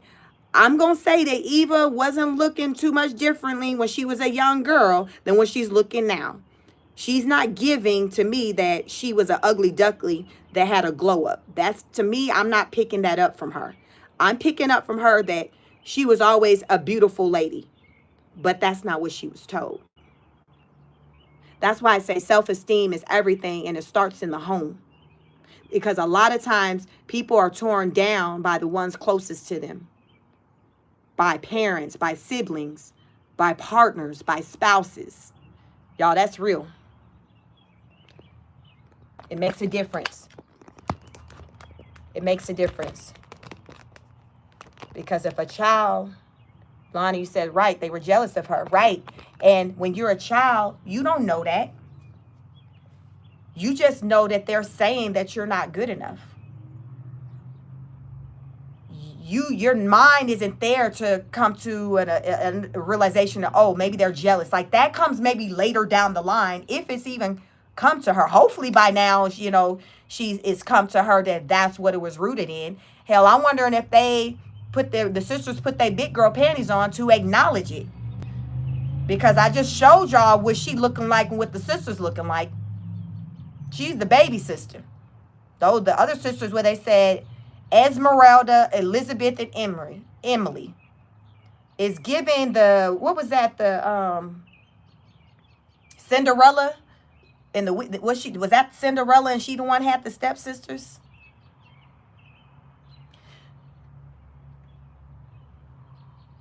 Hey, thank you so much, Isabella. Uh, but here's the thing, when we hear things, these comments made about us, it's important for us to know who we are, because everybody is not going to have warm and fuzzy things to say about you. I'm a content creator. I'm a content creator who's on camera. Some content creators don't be on camera. So people say all kinds of things about me. Good, bad, and different, all kinds of things. But because I know who I am, it doesn't faze me. It makes a difference. That's why what they say, this internet ain't for everybody, because you got a lot of people out here who mentally cannot handle it. I personally believe Cardi B mentally can't handle the internet. Like, they legit can't handle it. Maybe that's why Beyonce don't even make comments, because she can't really handle like those things that are said. Remember at one point, Solange, her baby sister, would windmill for her in the comments and fight off everybody until she stopped. So you have to know what you can handle and what you can't. You have to be, it's self-awareness. You have to acknowledge your weaknesses. And you have to know what areas you can afford to grow in. And so my self-esteem is on high today in my life, but it wasn't always like that just growing up. It wasn't, I've evolved to the person I am today as a 44-year-old woman, but I wasn't always here. I'm a work in progress like the next person. But it starts with you becoming self-aware and secure in who you are. And it being okay that you're not everyone's cup of tea. That's okay. It's okay. Eva's not everyone's cup of tea. Beyonce's not everyone's cup of tea. Sheik's not everyone's cup of tea. Lonnie's not everyone's cup of tea. RZA's not everyone's cup of tea. You see how that's life. That's life. So once you understand that, you're like, okay, I get it. It's okay. Think about all the number of people that's on this planet. You're not going to be for everyone, and that's okay. It's okay. You're not going to be for everyone. And as I say, beauty is in the eyes of the beholder. Cardi B could have not had Nan surgery, and there could be somebody out there who would have accepted her for who she was and loved her and treated her better than Offset without her having surgery. Because I believe that person exists. I believe that person exists for everyone. Dr. J says, I'm not everyone's cup of tea. It is okay. Yes, it is okay. You find your tribe. That's what it's called. You find your tribe. You don't go around trying to get people to conform to what you want them to be. That's not how life works. And those are the people who are down bad when they don't understand that, and they spend their energy trying to change people. It doesn't work. I'm here to tell you. I've experienced when you're trying to change somebody, mold them, make them into something you want them to be. Listen, it doesn't work. Move around. Move around until you meet someone or you align with someone who lines up with what it is that you want. But to try to change somebody, you can't change people. At best, you can try to mold a child, but once an adult is an adult, you can't change them. It's a struggle to raise kids and to try to get them to move the way you want them to move. So you dang sure ain't finna do it with an adult. It may come off in the beginning like you're doing it. Like, who was that? Marcus Houston, the lead singer of the group, Leah. Hey, Leah. Hello, new beautiful. How are you? I'm well. Thank you for joining. You all double tap the screen. You all know Marcus Houston, the lead singer of Immature. He was like 40 when he married his wife, and she was maybe like 19. And he had went on record of making comments of saying, well, I like that, she's young, because, a lot of these older women, they this or they that. So he got off on the idea that he hooked up with a young person who he felt like he could mold. He felt like he could mold. And in the beginning, it gave as though he was able to do that until his wife continued to grow and got to a point to where she was like, you know what? I don't want to be this way. I don't want to do that. She grew. She grew. She grew into herself. She grew into a woman. He got with her and she was 19. She grew. I got with my husband when I was 19. I married at 23, but I got with him at 19. So I understand what it is to grow within a relationship. So here the challenge comes because you grow in a relationship. So the challenge comes when the other party isn't here for your growth. Because everybody's not here for your growth. They want you to just stay here because this is where I met you. Like, child, I've had the conversation. Listen, sir, listen. I'm going to need for you to understand. You met me at 19. I'm now this age. I need you to understand that I grew. And there's nothing wrong with that. So it's either we try to make this thing do what it do with who I am today, or we just go our separate ways. Like that, it ain't no other options. Because me trying to just stay in this box and not grow and be this person who you met at 19 is not an option. It's not realistic. Because it's an entire problem if, say, you're 30 and you still moving like you were 19. That's a problem. You're 30, but your mindset is still that of a 19-year-old. Your thought process, your decision making, that's an entire problem. So growth is okay. It just comes down to, okay, as you all are growing, is it healthy? Are you growing? Are you all still going in the same direction? Or are y'all going this way? Because sometimes it happens this way and then sometimes it can happen this way. But here's the thing with growth. Sometimes it can kind of start kind of veering away, but you can find yourself back together. That was what my experience was. Remember, I've been married over 20 years. So yes, I grew. I got with my husband at 19, married at 23. I grew.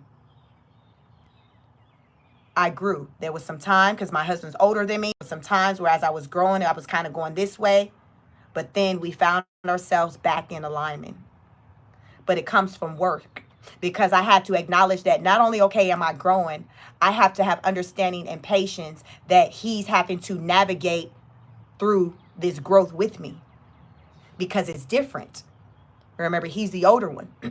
So it's different. So as I'm growing, I have to be cognizant and sensitive to the impact on him as I'm growing and my growth having me to think differently, having me to move differently.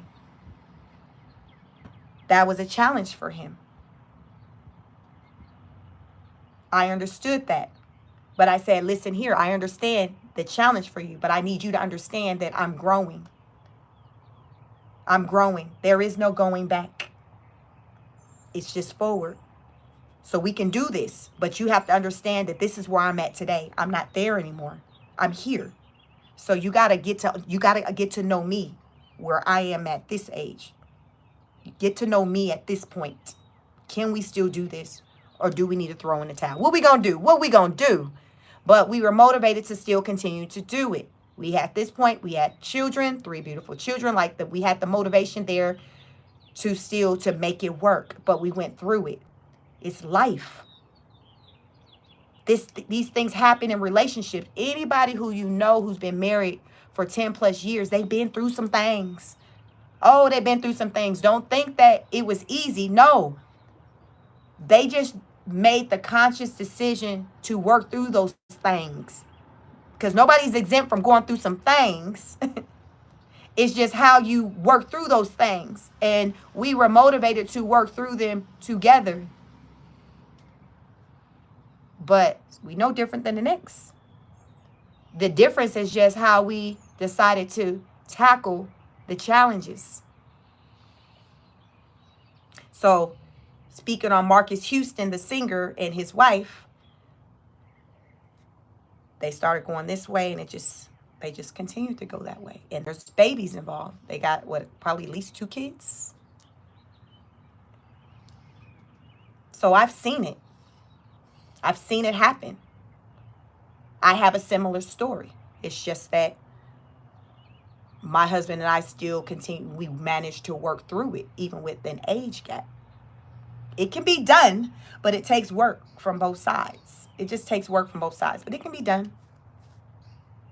What they say, anything worth having is worth fighting for. So for me and for my husband, our children, our family is what the motivation has been to keep our union going.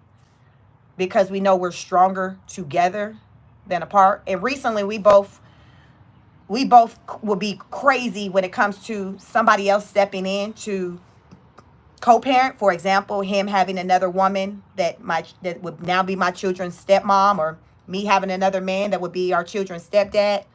We both got this energy. You ain't finna tell my child nothing. And don't think you finna be swinging on my child either. You know what I'm saying? So I'm like, we too nuts.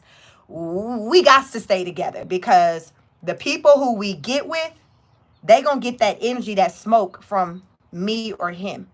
So let's just go ahead and keep this together, because he not here for somebody trying to say something to his kids, and I'm damn sure not here for somebody trying to say something to mine. So yeah, we for, to stay out of jail, we got to stay together. We got to stay together. And there's nothing wrong with that. You know, you do what works. And for us, we're stronger together as a union with our family of 5 than being broken up apart. So that's my take on that. Richest says, how big is your age gap, Sheik, if you don't mind me asking? 11 years. When I met my husband, I was 19, maybe like 2 months away from turning 20. And I met him the month he was turning 31. I was a year out of high school. Then we got married 4 years later. So I met him at 19, but like I said, we got married 4 years later. So I did have some more growing before we got married, but still there's always that age gap. So by the time I got 30, I wasn't the same person that I was at 19. And we had to work through that. I was thinking differently. 11 years, yep. But my husband looks really young, so no one ever sees the age gap between us. He's always dated younger because he looks super young, so I'm the biggest gap. I mean, the person he dated before me was maybe like 7 years. I'm like the largest with like the 11-year age gap. But he looks really young. So physically, like when we're together, you do not see the age gap. You don't. But yeah, like I grew. So at 30 years old, it's just like I just started just questioning life. Like, you all know Tia. Is that Tia? Which one of the twins that, let me see. Is that Tia who had left the husband? Tia Mowry? Remember the situation with one of the twins and she had left the husband? Yes, Tia. Oh, baby. I was able to relate to Tia's story. I was just talking to my sister's fiance about that when I saw him last weekend on Memorial, because we get to talking and we just have real conversations. And I told him, so y'all remember Tia was with Corey, her husband Hardrick, and Tia got to a point to where she just felt like she wanted something different, something more, something new. She never said that this man did anything bad. It was centered around just what she was feeling, because we as women, what I was explaining to my my brother-in-law, I'm like, we're emotional. Our feelings are fluid, so we go in and out. Like, I get it. Tia just reacted on a temporary emotion. And I understand it, because I went through that as well. But I was just younger when I did it. I was 30. So I understood with her being married, being with this one person for like all of her adult years at that point, having children, and just feeling like she just needed more. I understand the feeling. I felt the same way at 30. I did. Y'all, I was literally ready to end it all, because I just felt like there was just more out there. I needed more. Like, this is my life, married, 3 kids. Like, this isn't exciting. Like, what else is there? I need to see something else. I told y'all I got with the man in 19. I need to see something else. Y'all, I went through that. So at that point, we were married like 7 years. 4. Like 6 years. 6, 7 years we were married at that time. In what? I was in my marriage. I was ready to end it all. Like, married with 3 kids. I was ready to end it all. I need more. This isn't enough. I want to see what else. I'm telling y'all what went through my mind. So when Tia did that, like, I understood the feeling of just wanting more after coming off of being with someone for a long time. And you're like, okay, I want to see what else is out there. I want to see what else is out there. I just feel like this isn't giving what it needs to give anymore. So I knew exactly how she was feeling when she came out saying things. But the difference, let me tell y'all the difference between me and her. The only difference. The only difference is that I didn't go and act on it, leave the relationship for good, and file for divorce and do all that. The emotion, it was there. Me and her, we was here. The actions, the outcome was different. I chose to not act on it. Let's talk about why I chose not to act on it. I chose not to act on it heavily rooted in my husband at this time, his mindset. He was saying, he told me you all this. I'm like, okay. He was like, you go out there and do it. I promise you, you are going to regret it. He told me this. Yeah, I told y'all this man, he 11 years older than me. So he know ish that I don't know. He was like, you'll regret it. So he's what, like 41 at the time? He was like, oh, you're going to regret it. Y'all see how Tia regretted it? She took it. Allegedly, she back at home. He was like, you're going to regret it. And I'm like, okay, well, it is. I mean, I'll be fine. Like, literally. Like, that was my mindset. And he wasn't willing to. Lonnie, you say he was right, though, right? But at that time, remember, you're young. You're still developing. You're still developing. So I'm like, well, I mean, I'll be fine. Y'all, like, literally. If I did not have a man who was just like, nah, you gonna regret it. Let's just chill. That wasn't like gung-ho with, all right, let's go do it. And not been on some timeline. Girl, if you don't sit down and go take a nap, like, this is the type of time. Y'all, he was not entertaining me. He was like, you gonna be fine. Like, he was not feeding into it. And I had listen, I was mad because y'all know with the divorce, y'all, both people got to be willing. Somebody got to, listen, both of people got to be in agreement. This man was just, y'all, let me tell you how this man was not trying to cooperate with me. I was just telling my brother-in-law this. I had to reschedule. I made like 3 different appointments. I think 2 times I canceled the appointment for the divorce attorney. Because, listen, I was making these appointments and the lawyer was like, okay, you need to bring your tax documents. We need to see the financials so we can see what the child support is going to be. And at the time, like, my husband, he would handle like our family documents and things, and it'll be filed away. And remember, I was 30. I didn't know what that stuff was. I'm like, yo, can you give me the tax papers or whatever? And I didn't tell him why I needed. I'm like, can you? And he'll be like, okay. Y'all, he would never give me the damn papers. He wouldn't give them to me. So then I circle back around. Hey, can you tell me where the tax papers at? He'd be like, all right then. Y'all, I kept having to cancel the appointment because I wasn't having the documents that I needed to take to the appointment. But this man, he later, like, when we talk about it, he'd be like, I knew what you needed the appointments for. I knew what you was trying to do.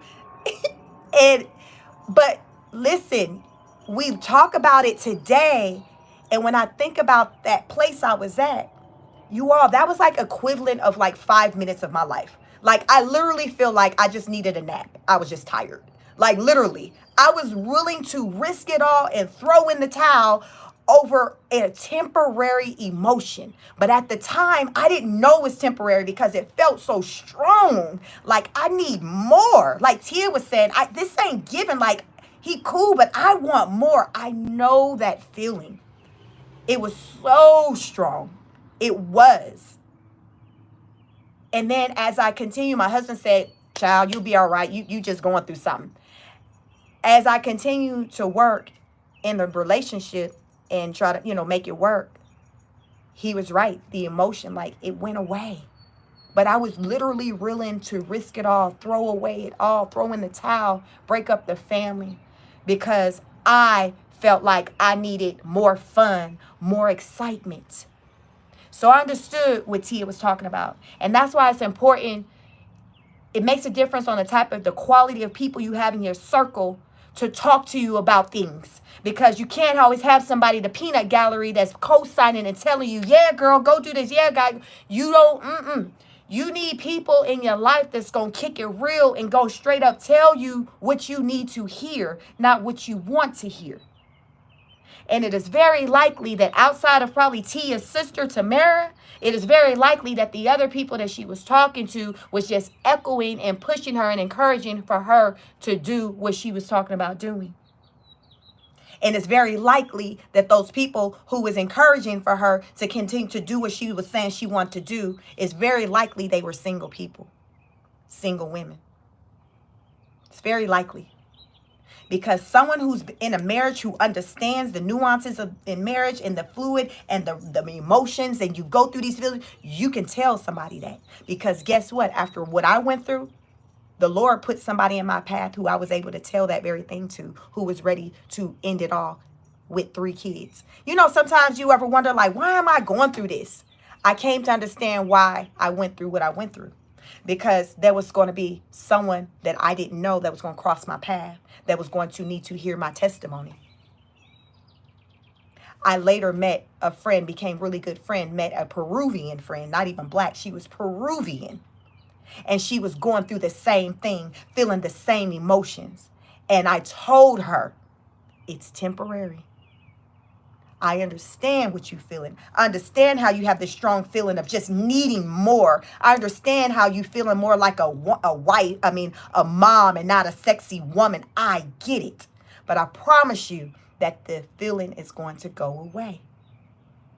It's going to go away. Just trust me. It's going to go away. It's going to go away. I promise you. So what I did, I continued to talk to her. I even talked with her husband, because remember at that time I was in school working on my degree for counseling. And her and her husband entrusted me with speaking to them, because I would speak with her first. And then she would go home and share with her husband the things that I was saying to her. And then he became interested in speaking with me too. So I was able to speak to them together, to provide a counsel, to be a neutral person, to help her to understand what his concerns were, and to help him to understand what her concerns were. And today they're still married, grandkids. Like, I've been married 21 years October. She's been married longer than me. So she's probably been married maybe about 25, 26 years. But she was ready to end it all. I promise you she would have ended it all if I would have said the opposite of what I told her. They wouldn't be together. They would not be together. That's a promise. I know that for a fact. They wouldn't be together.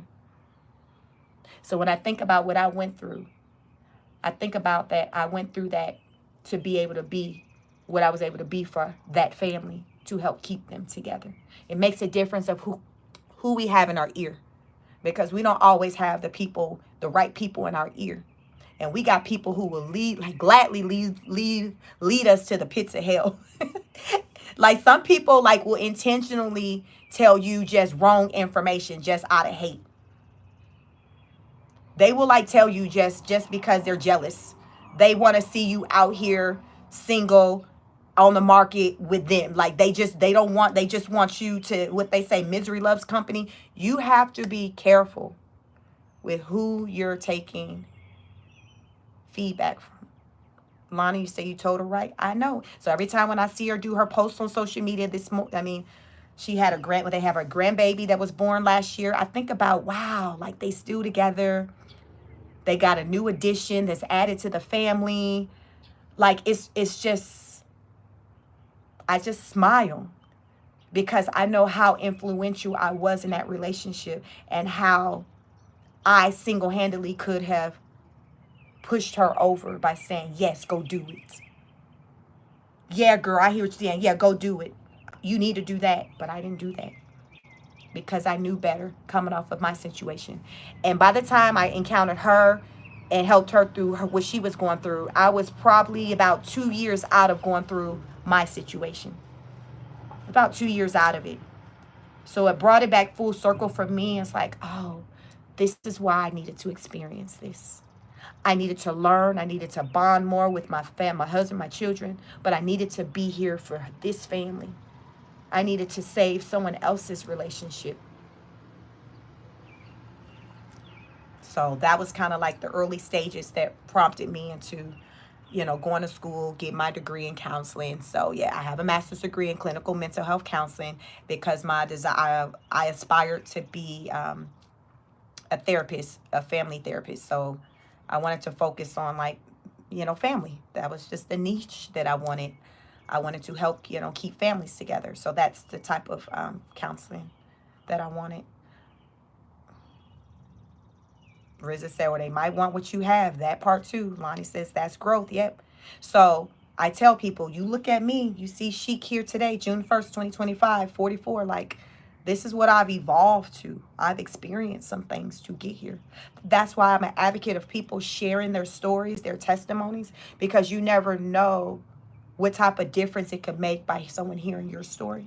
Because people meet you and encounter you based off of where you're at, and they just think that that's just always where you've been. Like, you've always lived in this house, been with this person, had these kids, like, but they don't understand that that's what they're seeing now in the present. But that wasn't always the case.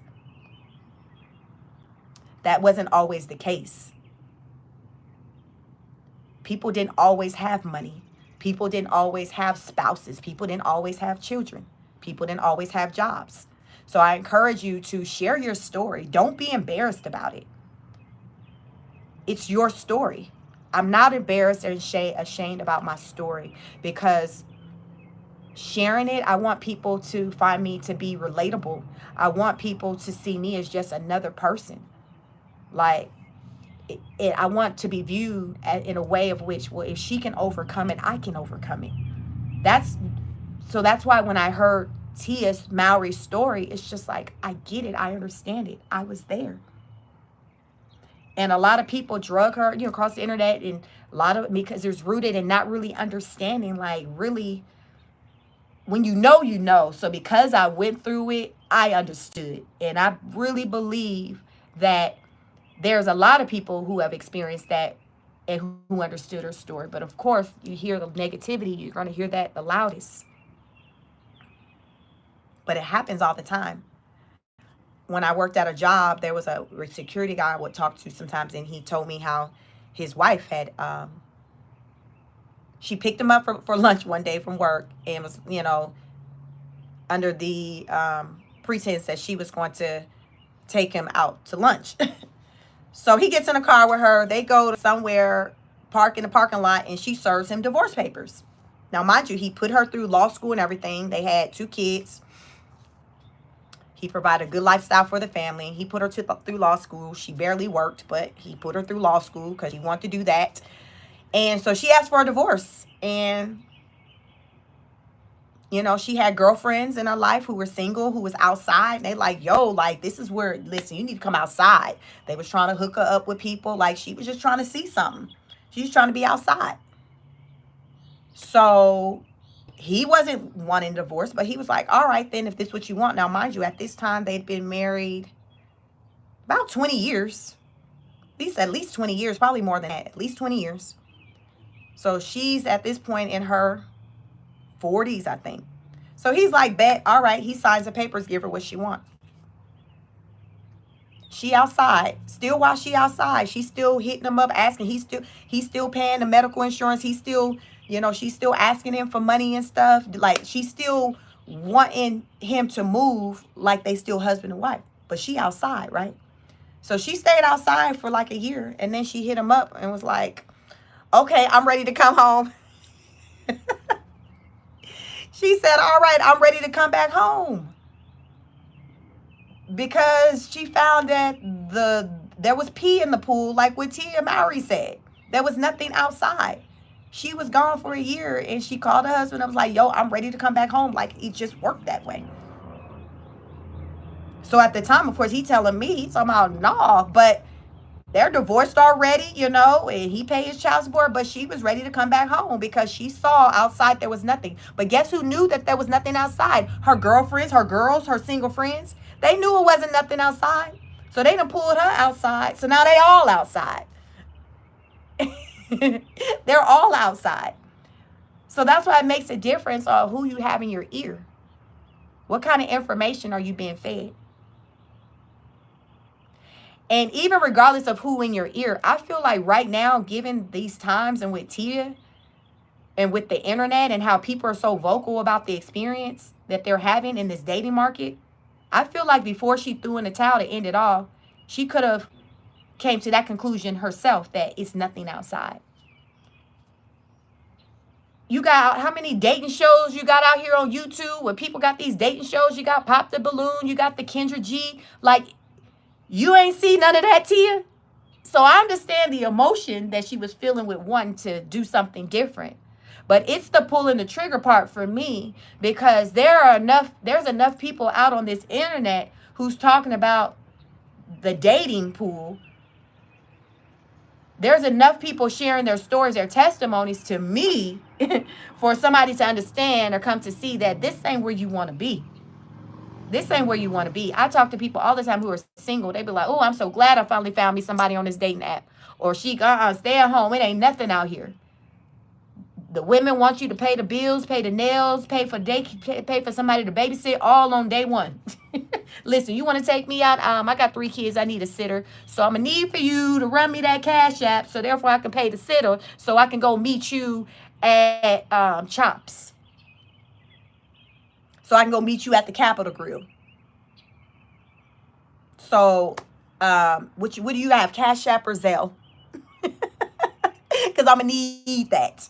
Oh, and before we take me back home, we need to bring them something. We need to bring them a meal too, because they hungry. Because I wasn't there with them to be able to prepare them a meal. So after dinner, unless you want to order something for them while we're here, but we need to stop somewhere, pick them up something that you paying for and take them out. Like, this is what's going on. So my thing is, Tia, how you miss all that? Because like, these people out here, the girls are talking, the guys are even talking about how the dating situation is just not giving.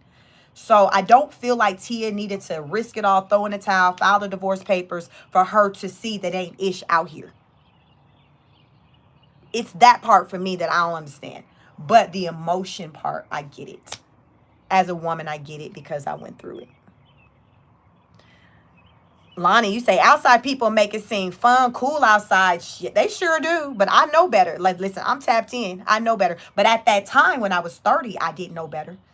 Because also at 30, the internet was just starting to kind of pop for me at that time. So we're talking about like, oh, and I'll throw in you all, this was coming off of after I had my 3rd child. So I had my last child in 2010. So I don't know if you want to classify I was going through some type of postpartum. I don't know. I didn't feel like I was depressed. When I went through counseling, when she went through the checkoff list, we went to marriage counseling, she was like, yeah, nope, you're not depressed. I didn't feel like I was. My husband, everyone in the family, oh, she's going through postpartum. Child, I felt fine. I just damn didn't want to be doing this. I just didn't want to be Mrs. Taylor anymore, but I felt fine.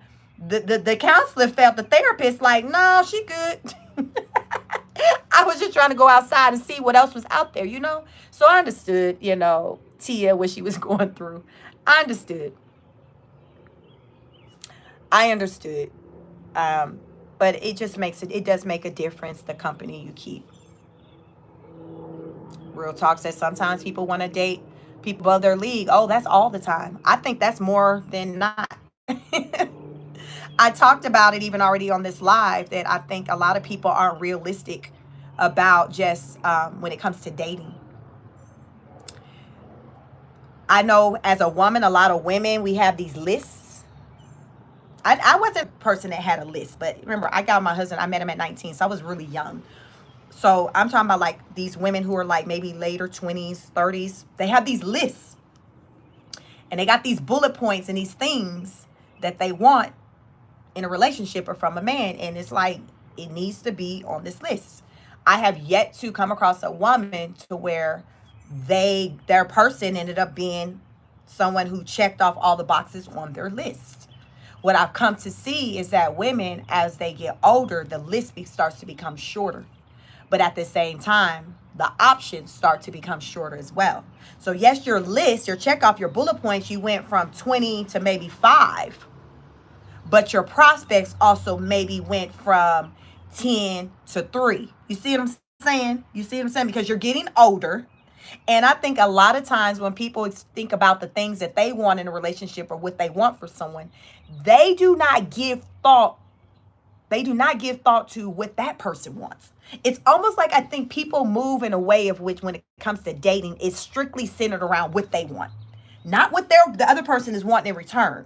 It's about what I want. It's about are you 6 feet? Do you make 6 figures? Are you packing? Do you have a house? Do you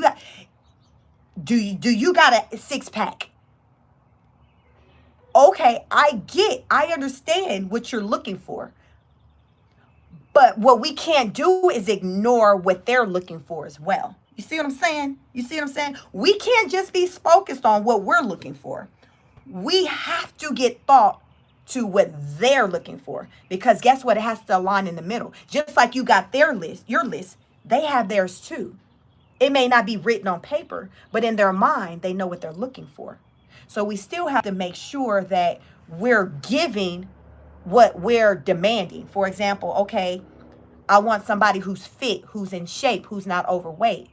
We gotta be giving that too.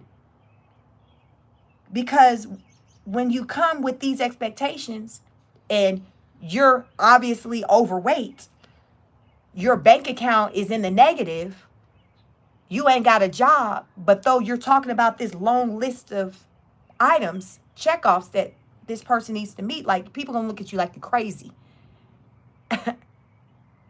Lonnie says, older we get, it gets shorter and shorter. When you know, you know. It gets shorter and shorter. I've seen that with women. And the sad part about it, you got a lot of them who don't want to veer away from that list until maybe way later in life, maybe around 50. Like Vivica Fox, she's like, yo, I want me somebody, y'all. She done went out and got her whole tail butt done just to try to get her somebody. And now that list is different than what it was before. Now it's just like, okay, well, I just want someone who's going to let me, shop and travel. Like, it's not looking the same as it was, say, when she was younger, when she was running around with 50 Cent. It's different. And I think she even has gone on record to talk about regretting things ending with her and 50 Cent, because she felt like the reason why it ended was because of the people that was in her ear, basically telling her, you can do better. You ain't got to deal with it, stuff like that. So now, as she's she's 60? Now it's just like she's reflecting back on the things that people were saying. And she's thinking about, wow, well, it really wasn't that bad. We really did kind of have a good thing. We could have worked through some things. Rizzo, you said Vivica shot. She look a fool. But she talks about how at that time when things came to an end with her and 50 Cent, it was heavily influenced by the people that was in her ear. And Rizzo, you said she pushes 7. That she around 60, 61. And don't do her like that. But she acknowledged that, there was people in her ear that was kind of saying, nah, girl, do this, and she was listening. She wasn't going off of like what she felt or she was allowing for the outside people to influence her relationship. And the influence was to break it apart versus kind of keeping it together. Now, I don't know the quality of relationship she had with 50 Cent. I don't know. But she has said herself that the breakdown of that relationship, it was heavily influenced by people from the outside. And she regretted that. She regretted that she allowed for that to happen. Those were her words. That's why I say we have to be mindful of the people who we allow in our space, in our ear, the people who we take feedback from. We have to look at what their life is giving. Are they married?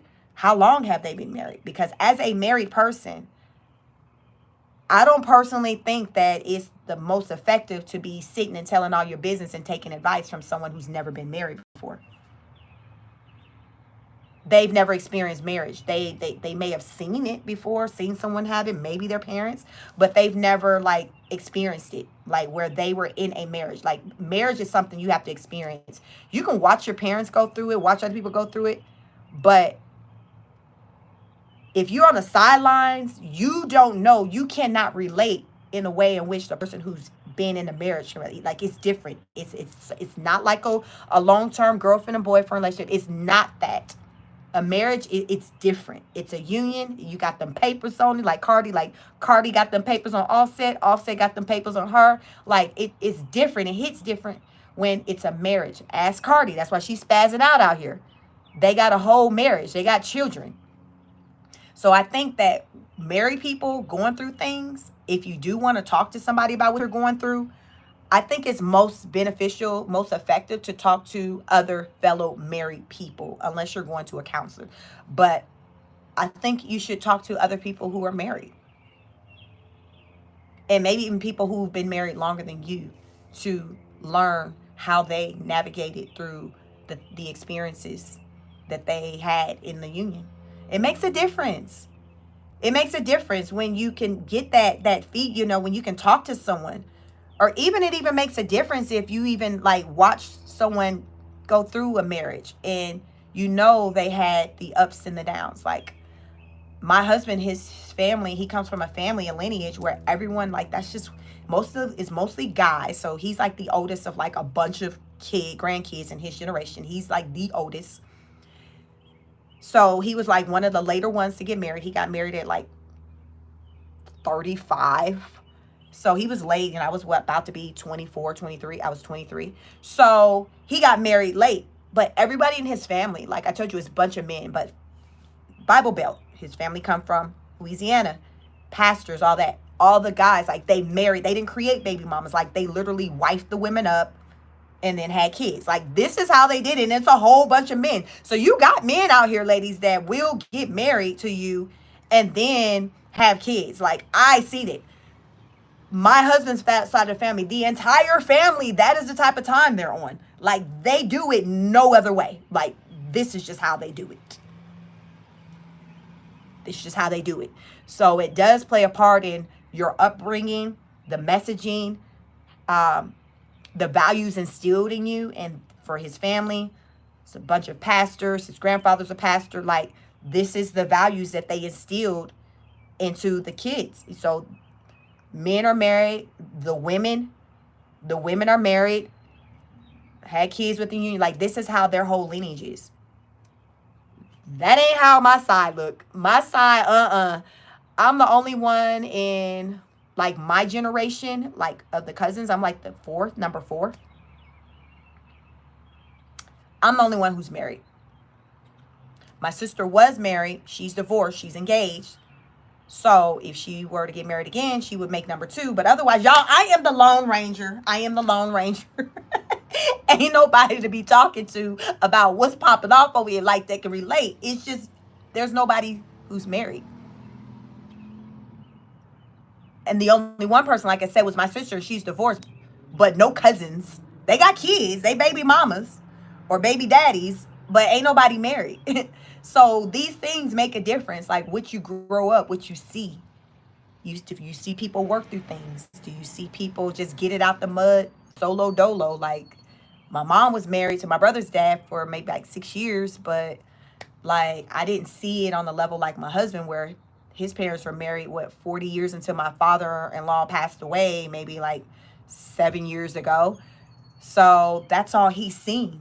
So when I talked about, hey, wanting to up and leave the marriage 6 years, 7 years in, he knew that we could grow and overcome whatever challenges because he grew up in a union to see it take place. I've never seen that. So all I knew was, well, I'm feeling uncomfortable, so I want to leave. And that's the example that I saw. When you're feeling uncomfortable, it don't feel like it's working, you just move around and go do something else. That was the example I saw. So he had a different experience. So I trusted him and the experience, and his life experience and what he saw. And when he said, okay, we can overcome this, I'm like, okay, let me see. Let's just see what happens. Okay. And he was right. He was right. But it was rooted in me trusting in him that we could overcome what we were going through, because I didn't see it. I didn't feel it. I felt like, no, I need to go do something else. So I trusted that we can overcome what we were going through. And that's exactly what we did. And that was over 10 years ago. We've been married. October be 21 years. So at that time, that was like 6-7 year mark. That was a long time ago. So that's why I say when I look back on that time, it's like equivalent of like 5 minutes of my life. And I was ready to risk it all for like 5 minutes. So many people do it because we make these permanent decisions off of a temporary emotion. We do it all the time, especially as us women. Men aren't as guilty. They don't really do it like that. Men are more logical. That's why women file for divorce more, because we move in emotion. We're like, oh, I'm just not feeling this anymore. Men don't really move in emotion like that. Most don't. Most don't. It's logical. Men think like, you'll be fine. You're just going to, it doesn't make sense. Sheila, it doesn't make sense for us to get, yes, it does, Brad. It does. And with us women, it's like, we got to go out and try it and see for ourselves. And, and a lot of times it's just not good. And we wind up in situations. And unlike Tia, a lot of times there's no going back, like how she was able to go back to her husband. Most of the time, it's not an option for you to be going back like that. When you move on past people, a lot of times people are moving on. They get into new situations. They not hanging around waiting for you to wake up and hope you. That's not what happens. It's one thing maybe if you all maybe separated, but that's not how life happens. No, people are going to move on with their lives. And they may end up moving on and finding someone else and choose to marry them. Hell, that's what Nelly did. What was that other woman he was with? Was her name Chantel? He was with her. And then they had a little breakup. And then he hooked back up with Ashanti. Next thing you know, they was married with a kid. And she like, well, damn, like, I thought we was just kind of having a little break for a minute because this is what we do. She wasn't banking on that time, him crossing paths with Ashanti and then saying, okay, well, let's give this a try, because they both was free. It wasn't like he was with, I think her name was Chantel. It wasn't like he was with her anymore. So he wasn't cheating on her. They was just on an off period. He linked up with his ex and it turned into something. That's what happens. Life's about choices. And we have to live with those decisions. And Chantel's living with that decision. I've listened to her talk and have multiple interviews. This woman, at that time, I don't know how she's feeling today, but at that time, she was kind of in her feelings because she was like, damn, like what he gave the life, Chantel Jackson, thank you, Dr. J. The things that she was wanting from him, marriage, family, and all of that, he ultimately gave that to Ashanti. So she felt a way about it. People gonna do what they want to do. So moral of the story is Nelly wasn't interested in doing all those things with her. You can't make people, adults gonna do what they want to do. Adults gonna do what they want to do. That man clearly was not interested in marrying her for whatever reason. Whereas when he circled back around with Ashanti, he found reason, whatever that reason was, to marry her and to have a child with her. He was not forced. He did what he wanted to do. People do what they want to do. And if what somebody wants to do does not align with what you want or what you're wanting from them, then you got to move around. It's a waste of time to be trying to stick around and try to force someone to acquiesce to whatever it is that you want them. Like, that never works. And people don't like people people don't like for people to try to change them and to try to force them to do what they don't want to do. Proxy Imperative said, more of the story, don't hook up with Ashanti. Nelly hooked up with Ashanti. He wifed her up, married her. So you can take out of that what you will. But at the end of the day, she got what she wanted, which is the ring to be his wife and a child. People gonna do what they want. So I'm not here for anything centered around Nelly been forced to marry Ashanti, him being tricked into a baby. None of that. People do what they want to do. Nelly know how babies are made. Nelly been with Ashanti for how many years on and off, and he didn't marry her then?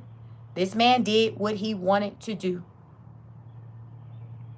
Ashanti did what she wanted to do. Chantel did what she wanted to do at the time when they decided to break up because they had busy schedules. Like, people gonna do what they want to do. Rizzy, you say he went back for her? Yeah. A man, no. Like, a man, he gonna do what he want to do. He said, hey, this is the one that I want to marry. For whatever reason. Whatever the reason is. The point of the story is that he did what he wanted to do, and he chose Ashanti. She was chosen. She was picked out. Miles said women are raggedy these days. Not much to pick from. Here's my thing. I think on both sides, there's a struggle. I think there's a struggle with quality men and quality women. So I hear the cries from both sides, and I get it. That's why I say, you know, in the beginning, be very clear on what you're wanting out of a relationship, what you're looking for, and peep game when it's not aligning. Get out. Don't hang around and get used and abused, men or women. If she ain't giving what you wanted her to give, move on. If he not giving what you want him to give, move on. And back to Cardi B. Offset never gave what she wanted, but she still held on. Why? Because she was chosen. And sometimes for some people, it's just that, just to be selected. Like, that's enough for them, regardless of the quality of who they're being selected by. It's just, well, they picked me. I was picked. Okay. To each his own. But at the same time, at the end of the day, when they're finally ready to accept reality, now and suddenly they're seeing all the writing on the wall. And it's just like, yeah, all this is true. But you do realize that this has been true pretty much for the duration of your relationship. He was trashed for the duration of the relationship. He was running around on you throughout the relationship. So 8 years later, what part are we surprised about? Is it that, okay, the kids part with him not coming and see the kids? Is that the part we surprised by? Because you said the baby number 3, he's only seen that baby 5 times. Cardi is saying that Offset has only seen baby number 3, the last baby, 5 times. And how old is that baby? That baby, what, about 7, 8 months? I know the baby not a year yet. That baby is not a year old yet. Offset has been out here running around in these streets. That's why I said this video, doing too much and not enough. And what I mean by that is he doing too much out here in these streets, asking for money from Cardi when he got his own money, and not enough when it comes to his family and showing up for his kids, his babies. Doing too much and not enough. Hey, Linda, thank you so much. AP said the kids are the only ones who suffer. Yeah. Rich, poor, the kids always suffer with when they always suffer as a result of the poor decisions that we make. Even as I talk about when I was ready to do a Tia, that was 14, 15 years ago. So long ago, you all, because I was ready to do a Tia. I was ready to end it all. Like, I wasn't thinking about the impact that it was going to have on my kids at the time, who were like 7, 3, and 2. They were little. My kids were small. And I just was focused on just what I was wanting. It was coming from a selfish place. Like, I'm going to call it what it is. I was ready to literally end it all with my marriage. In my marriage, that was at the time I was married 6 years. Like 6 years. I was ready to literally end it all just because I just felt like it was just more out there. But obviously I didn't. I'm still married. But so I know that feeling to where you're moving selfishly. And I feel like with Offset, he's moving selfishly. Um, I feel like even there was times with Cardi in the relationship was moving selfishly because by her still ignoring the toxicity just within the relationship and the things that he was doing, which would have an impact on the family, the kids. You know, she played a part in that too, because it's like we can't be blind and crazy to nonsense because we got kids who are seeing this. They're watching these things. Culture, what, she's like 6 or 7. Culture's been seeing a lot. Think about the conversation she's had. Cardi was venting because she said Offset was coercing the daughter, Culture, on like a FaceTime call, trying to get her to say and acknowledge that Cardi's never home, that Cardi's always away working. Mike said rich people problems. They got problems too. And a lot of their problems are, they're very similar to broke people problems when it comes to absenteeism, a parent that's not being around, a parent not carrying their weight, doing enough to show up for the kids. Dr. J, Offset has been cheating for a minute, right? The whole relationship. He'd cheat, then buy her something real shiny, nice and cute, shiny, buy some flowers, and then it's all good in the hood until the next time. What they say, just let that man cheat in peace. If you ain't going nowhere, just let him or her cheat in peace. So Cardi said Offset is coercing the daughter Culture by saying, telling her, getting her to acknowledge, oh, Cardi's not home, or Cardi's never home. She's always at work. When Cardi's like, I'm out working. Which I believe she's like, I'm out trying to get to it for our children. I'm out doing what you're not doing. So yes, I'm not always there because I'm out here still trying to provide for our children. I'm still out here hustling. I'm a mother. As Kiki Palmer says, I'm a mother. Cardi said, I'm a mother. So listen, she and her feelings. Miles says, got a whole lifetime to be a parent. Kids 5 and under. School starts the day. They're busy. Women think a man care what they say about them is funny.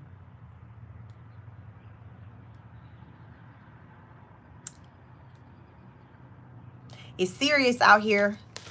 Cardi is experiencing real life problems, and not all of it is rich people problems. An absentee parent, a parent not being present in the child's life, that's not rich people problems. That's parenting problems. She's saying Offset don't come around. He don't seen the little baby, the new baby 5 times. That's parenting problems. That's not rich people problems or poor people problems, black people problems, white people problems, Hispanic problems. That's parenting problems. Children deserve both parents to be active in their lives. Both parents should be responsible for anything that's required in a child's life, whether it's finances, support, giving rides and transportation. A lot of parenting when they become teenagers is you being an Uber or Lyft driver, you driving them places. Like, this is a part of parenting. As they say, it never stops. Even when they become adults, like, you're still a parent, you're still there. You still having conversations. If you still got a relationship with your parent, or they still alive, you're having conversations with your parent about what's going on. They're still trying to give you advice to help you. Parenting, that's a lifetime thing. Like, once you're a parent, you're a parent.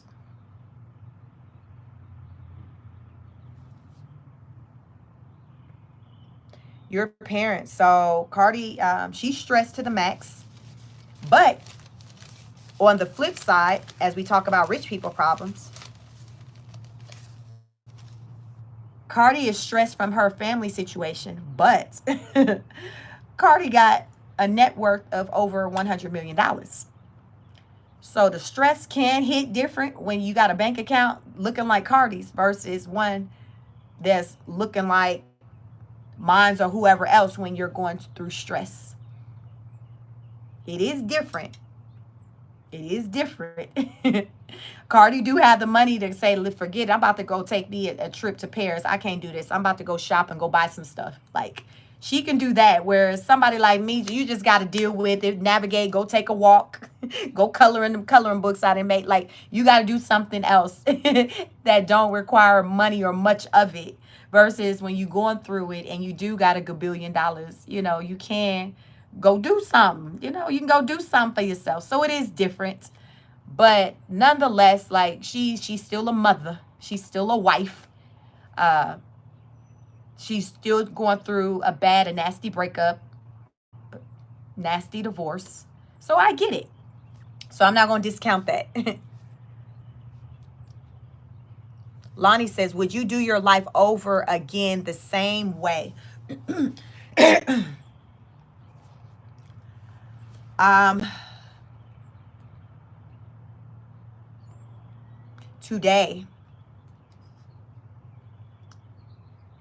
Today, when I think about my life and the decisions that I made at such a young age,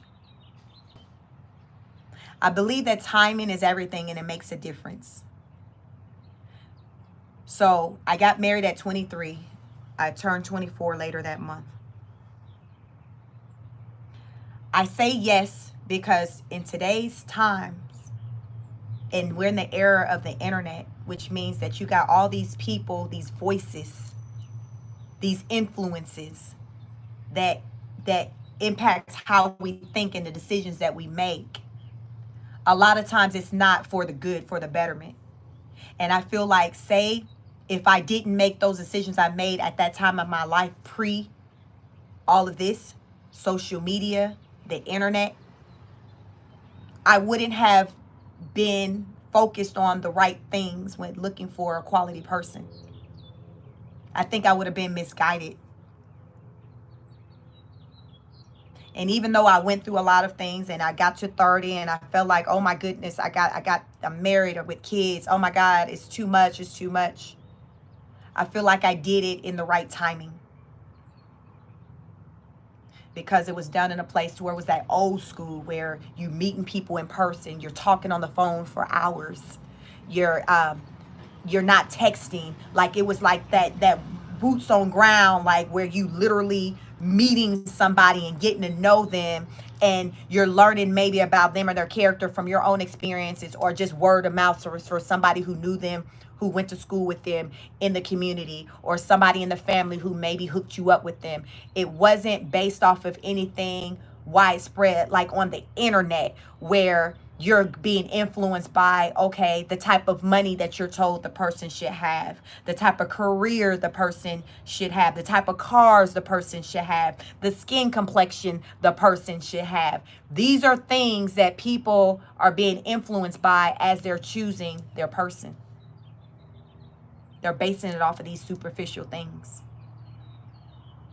So, yes, I would have made my decisions when I made them, how I made them, if it would have resulted in me being here today saying, hey, I'm still in my marriage, in my relationship for 25 plus years. You live and you learn, right? Most people in my community, my age, they're single. They're single women with no prospects. Single with no prospects. That's tough. And as we get older, the harder it is to get to your person. We're getting older, at least for the woman. So you're in your 40s, single, no prospects, and you're like, what am I going to do? And a lot of the women my age, they don't even have kids. And they desire to have kids, but it didn't happen, and now they're past childbearing years. They're past childbearing years. So now it's no husband, no children. A lot of them have great careers, but that's it. Fat bank accounts, great career, but they don't have the family that they desire. Timing is everything. So I feel like my timing, even though at a point in my life, I felt like, oh, I did things too soon. It wasn't right. Now that I know, it was perfectly done. It was perfect. It was perfect. But it took time to get to the point to come to see it that way, though. Mine says, thank you. I'm so glad you said that. Bless you. Thank you. Thank you. Thanks for asking. Yeah, I've thought about this because there's been times in my life where I've been against or anti getting married at the age that I got married. I would say, oh, I'm going to tell my kids, don't get married this, don't do that. But my thing is when you find your person,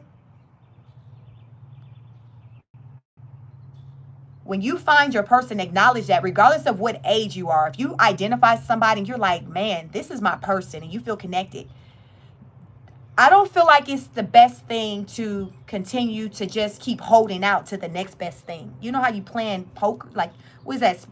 Those gamble. Like a lot of times people will have a good person, but it's like, well, I'm sure there's somebody else out there. So then you put them aside, do whatever, and then you get back in the game because you're saying it's somebody else. And then you see somebody else and they're pretty good, but you're like, yeah, but I can do better. I can do better. You all remember a couple of years ago, there was this, I don't know if it was on Instagram, this little video where the woman is given the opportunity to keep going to the different floors, like in the mall or whatever, to see what's there or who's there, a guy there, and they'll give a description. So like you start out on floor 1, and then they give the description of the man that may be the man of her dreams on floor 1. Okay, he's a nice guy. He goes to church.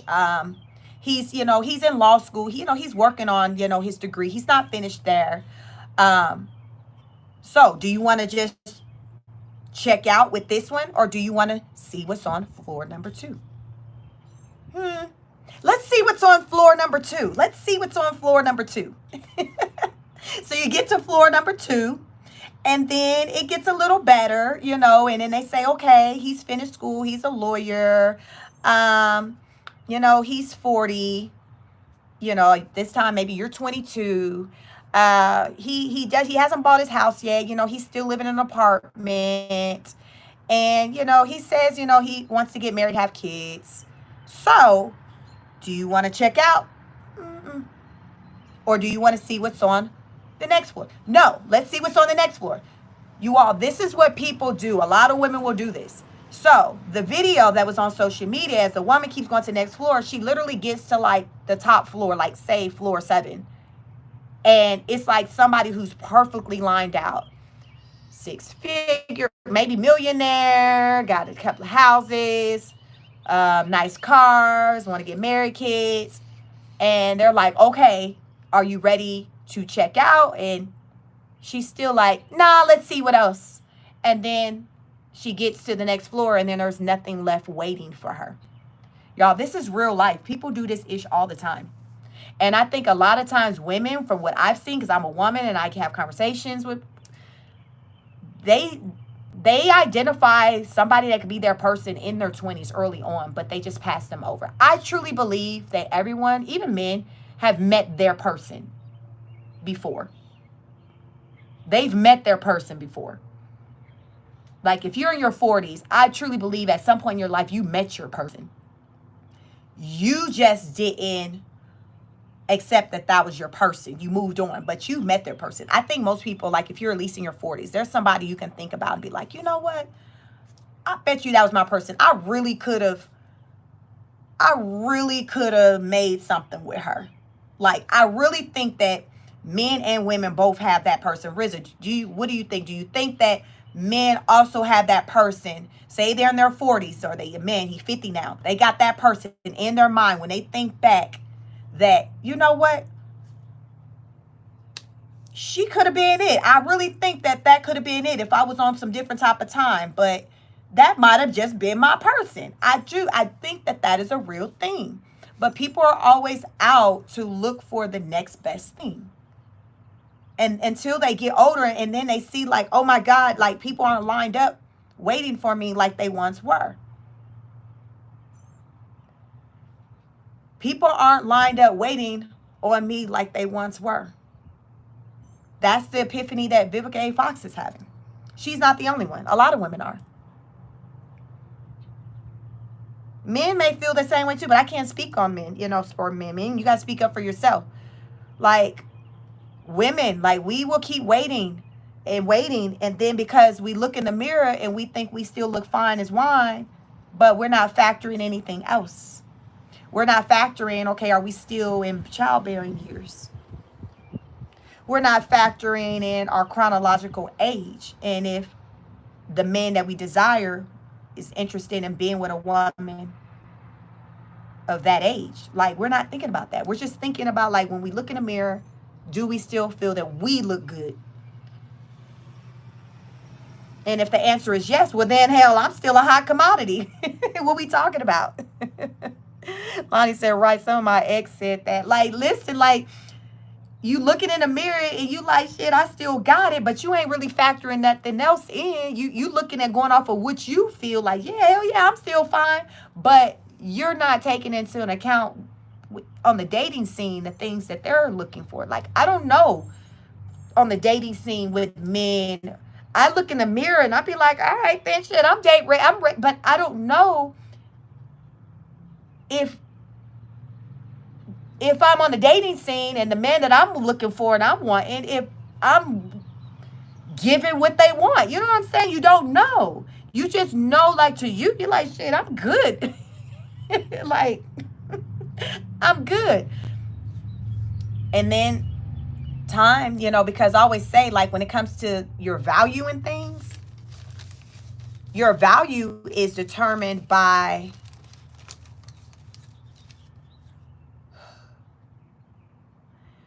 people have high value of themselves, which is fine. Like, you should think highly of yourself.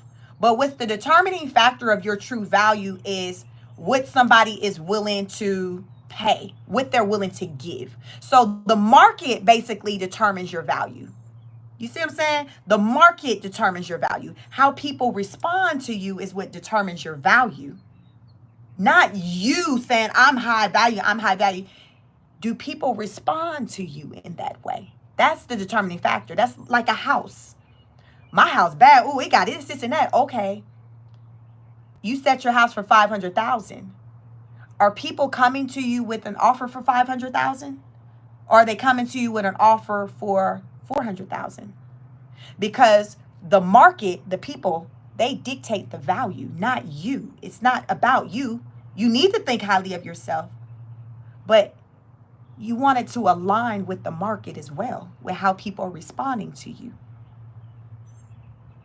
So I think a lot of times with women, we're only looking at things from just our view, our point of view. We're not factoring in the market and how they're viewing us. We're not giving, no. It don't matter. I don't care what the hell you think. I'm fine to say out. My mom and my sister done told me I'm fine. I'm fine. So I can still put, like, this is what we do. And then you get out there, the women get out there, and the market isn't responding to them the way they expect, the way they thought it would. And I'm sure Tia thought the same thing. She thought, well, hell, I'm getting in the market. I still look good. I got my weight under control. I got money. But she wasn't taking into an account the market. What are they looking for? I understand what you want, but do they want the same things? Is it lining up with what you want? The market is going to tell you every time. The market is going to tell you every time. I have not been out there in the market, so I don't know what my market value is out there. I know what my personal value is, but I don't know what my market value is to know if it aligns with what my personal, the value I put on myself. But I'm not trying to find out either, because what a lot of people are finding out is that the value they place on themselves doesn't line up with the value that the people place on them. Dr. J says, Sheik, you own it today. Thank you so much. Listen, we got to talk about these things. We got to talk about these things because these thought process keeps a lot of people alone. It's very skewed. I call it delusional. I think a lot of women are delusional. I'm going to call it. I tell women, like, I just think a lot of us operate in delusion. I've had my delusion. I talked about my delusion. You know, we go through it. It's just a matter of how long we sit in that delusion. How long we finna sit in this delusion? My daughter called it, they say the young folks call it delulu. How long are we finna be delulu? Because it ain't getting you nowhere. I'm all for affirmations, law of attractions, but I'm also a realist as well. What they say, works with faith with no works. So you have to keep the faith of what these things you want, but you also got to be willing to put the work into. Faith with no works is dead. Lonnie said, you wouldn't want it out here, right? Like, and I can tell that, like, I don't need to test the water to see that because everybody says it. That's why I'm like, who was Tia? Like, what internet browser was she on to where she didn't, because she stayed doing damn TikToks and whatever the hell she be doing. How she missed the TikToks where the people talking about how bad the dating market is. How she missed all those TikToks because she clearly got an account. She clearly has an account. I don't know how the freak she missed them TikToks where them people saying this ain't what you want. But she somehow, listen, somehow she skirted over them and she was somewhere swiping left. Listen, she missed all the flags. But it's a blessing that her husband was able, he was still there, available, and welcomed her back. From what they say. Word on the curve, they back together. It's been quiet. We ain't heard either one of them talking, so we gonna say they back together. It's a blessing because they have children, so I'm all for families being together. So I wouldn't speak bad. Like, listen, I'm glad they were able to come together. But a lot of people, when they make the decisions to go their separate ways, they don't find themselves back together. Most of the time, it doesn't happen that way. It doesn't happen that way most of the time. It happens that way sometimes, but most of the time it doesn't. And then sometimes you'll have people, as they grow, they'll admit and acknowledge the mistakes they made and their regrets.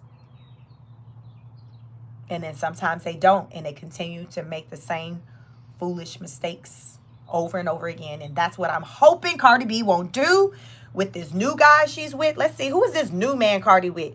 Because I think from what I know, he a basketball player, but I don't know like how he moving in these streets. Is he somebody of quality? I don't know. Let me see, Cardi B, but she be all smiles and stuff. So I just hope that he doing all right. I hope he doing all right. Let me see what the Daily Mail talking about. Cardi B dealt double blow after Stephon Diggs pictured flirting as ex-Offset demands spousal support while divorce war rages on. I saw that. I recently saw that. Did you all see where the new boyfriend, Stephon Diggs, was on a boat or something like that, and it was like 3 women in his face? Did y'all see that? I just saw that recently. I did see that. I don't know where she was at, but she wasn't in the frame. It was him, and it was 3 women smiling in his face, and then he had some pink stuff. He had some stuff in his hands. They're alleging it was some drugs or something, but it was something that he had in his hands. Cardi wasn't around, so allegedly, I don't know what it was, but it was some pink stuff he had. In the clip that I saw, Cardi wasn't around. It was 3 women, and they were just all grinning and smiling in his face. And who knows, maybe she was somewhere on the phone texting, cussing Offset out because she said he keep blowing her phone up. I don't know, but I did see that image, and they're like, listen, it's not a good look. It's giving Offset. The disrespect is giving Offset. It says Cardi B is having a difficult week after her new beau, Stephon Diggs, was caught flirting with bikini-clad women, and now her ex Offset has made a shock decision in their divorce proceedings. So yeah, it's been a rough week for Cardi coming off of the holiday, coming off of Memorial Weekend. Cardi like, hell, just throw them all away. Just throw them all away. Teddy says, learn before reporting. She was on the boat and clearly didn't care because she was doing the same thing. still even that statement does not disregard what was said, him talking to women in bathing suits. Regardless of, because as I say, I don't know what she was doing, but we see what he was doing. This is the type of stuff when I say we have to pay attention to the signs early on and not dismiss them, because this is how we got here to this divorce right now, by choosing to only pay attention what we want to pay attention to, because the signs be here. The signs be here. And right now, Cardi make too much money to be making these type of mistakes with men. Her money is too long to be playing these type of games. So we can't be boo-boo the fool and ignore. The season of ignoring signs are over with. The season of lying to ourselves, giving justifications is over with. We can't afford to do that anymore. We making too much money. We can't afford to be blind, crippled, and crazy. We have to read the room. We got to pay attention to what's out here. We have to pay attention to what's out here. Quality. We got to do better. We got to move better. My thing when it comes to this one, as long as she ain't, or whoever, as long as she just having fun, not bringing no babies into the situation right now, we not talking about marriage right now because it's early. Have your fun. But Cardi make a lot of money. I know one thing. The next time she get married, she needs to be, the next time she gets married, it definitely, we need a prenup. She definitely needs a prenup, because right now, they said in the filing, it wasn't a prenup was not mentioned. Not that she don't have one, but right now it has not been mentioned. It hasn't been mentioned. So hopefully going forward, if she do get married again, she will for sure make sure that that is done expeditiously. Expeditiously. We need to be on that prenup. We need that prenup. Cardi's net worth is $101 million. She's getting to it. What's Offset? They say Offset net worth is about $32 million. It's estimate. Yahoo.com estimate Offset's net worth to be about $32 million.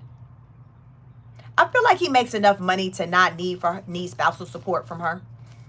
But at the same time, y'all, let's talk about this debt that Offset has.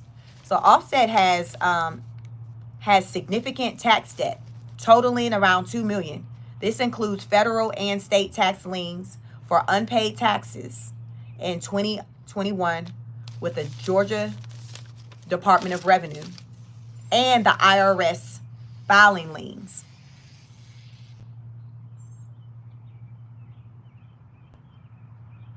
He owes a lot of money. Initially, he owed, like they said, $167,916. But then after interest and things like that, he's up to like $294,712. He owes a lot of money. So it's a reason why he talking about, listen, you talking about you worth $101 million. I'm gonna need some of that because I got these bills. Mal, you said $2 million ain't ish. Well, it ain't paid, so it must be something, because it's still sitting out there. It's still sitting out there. It got to be something to him, because it's still unpaid debt out there. It's still unpaid debt out there. So if his net worth is about $32 million, I would think that he got it to handle to clear up. But it's still out there. It's still out there. So apparently it's not that easy for him to get his hands on and run it to Georgia to settle those liens, that the tax. Settle the tax liens. So Offset said, look, don't be counting my pockets. I ain't got it. Offset said, listen, I'm on my Tasha K. I ain't got it. I know who do got it. My wife, Belcalis. My wife got it. I know who do got it. My wife. So that's he trying to get to it through her.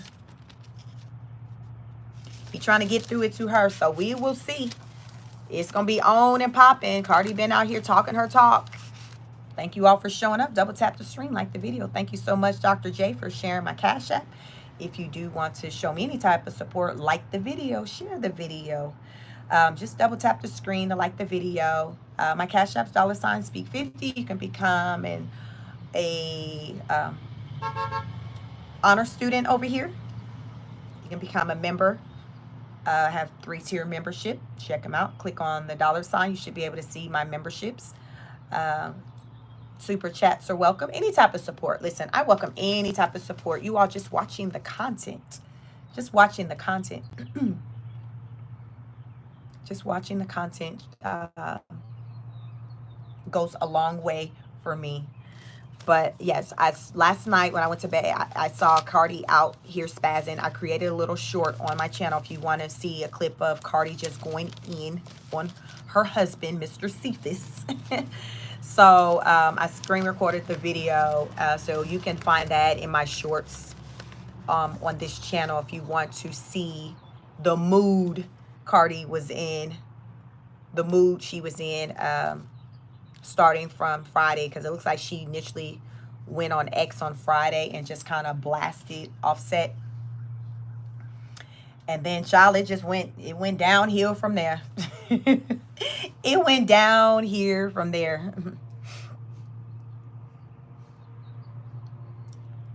So, she going through it. She going through it, but she'll be all right. She's not the first, and she won't be the last to go through it in a relationship that comes to an end. She's not the first, and she will not be the last. She'll get through it.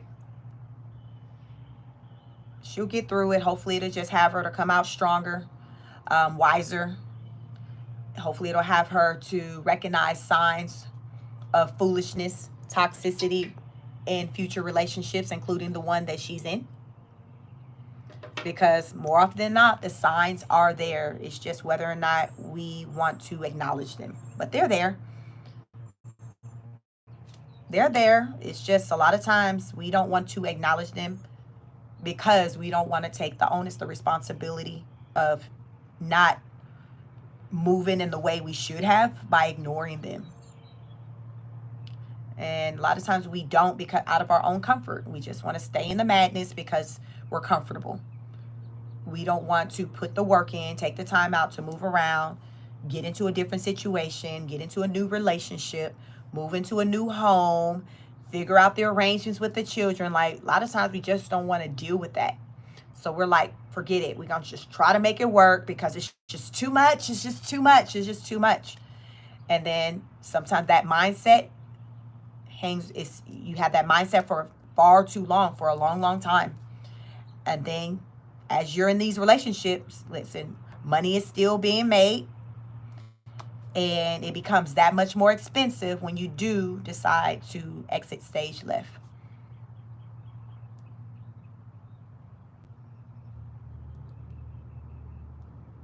Yeah, because the longer she stayed in her relationship, I wonder what was her net worth back in 2020 when she filed for divorce. We know it wasn't 101 million. Let me see if we can figure that out in 2020, what Cardi B's net worth was.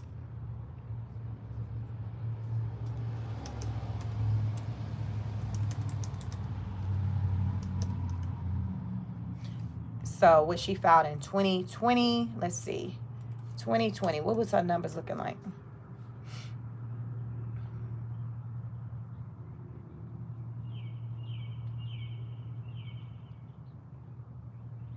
So let me show you all something. You see this? Look at this. How much did Cardi B make in 2020? Cardi B's net worth jumped from 28 million to 40 million between 2019 and 2021. Meaning projects like WAP and UP, as well as her endorsements and live appearances, netted her a cool 12 million in 2020. So had she stuck with the divorce filing and everything in 2020, it wouldn't be as expensive of a divorce because her net worth was not as high. So she more than doubled that since then. Just since in 3 years, 4 years. So let's just say 2021, her net worth was around 40 million. Today, her net worth is 101 million.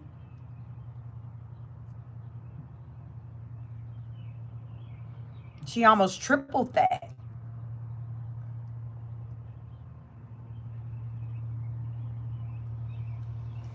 Yeah, so Cardi's getting to the money. So yeah, she definitely want to definitely stick to her guns this time around with getting out this marriage while she's at the 100 million mark, because I'm sure her money, her earning potential is just going to go up, and she's going to be worth that much more. More reason why the next go around, if she gets married again, she needs to make sure she has an ironclad prenup. She needs to make sure she has an ironclad prenup going into her next situation, regardless of how much money he has. Listen, she need I'm sure, as we talk about, if we had to do it all over again, I'm sure she would have had a prenup if she had to do it all over again. But hey, what? We live and we learn. We live and we learn. We live and we learn. That's life, right? That's life. That's life. So Offset, it's time for you to go back to work, sir. You can't live off your wife. It's time for you to go back to work. Stop chasing tail and get to work. I don't know, when's the last time Offset put out a project? It's time to go back to work. Cardi said, we got these 3 kids. We got responsibilities. Hey, Phil, you said Offset lives off of Riri. ASAP. You said ASAP lives off of Riri.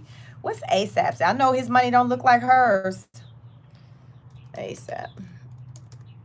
Let's see what's ASAP network.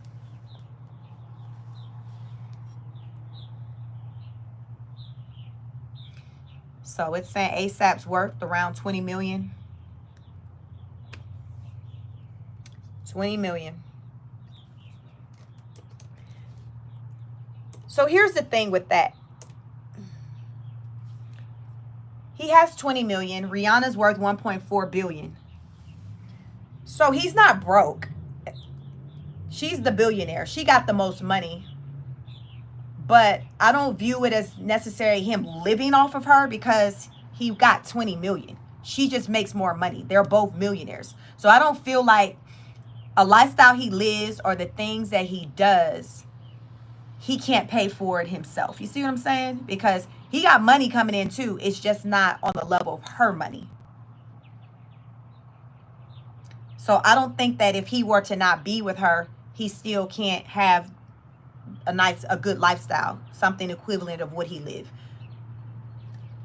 But she does make way more. She's worth 1 billion. He's worth estimate 20 million. Because he's worth 20 million, I feel like he's with her just because that's just like where he wants to be. I don't feel like it's rooted in money, because he has his own money. He's far from broke. He's financially secure. She's just more financially secure. But both of them financially are secure. I'll say that. Dr. J said Riri is hitting hard with the makeup and the lingerie. Jose said money doesn't equal happiness. Nope. Phil says Riri don't own her companies. No. Yeah, I heard like she was like the face of like Fenty Beauty and all of that. Hey, you all see that Riri, her father passed away? Did you all see that? That Rihanna's dad recently passed away? Like this week. I think they said he was sick, he had an illness or something, but they both were kind of not, they kind of had a rocky relationship. Yeah. He was 70. I think it said he was 70.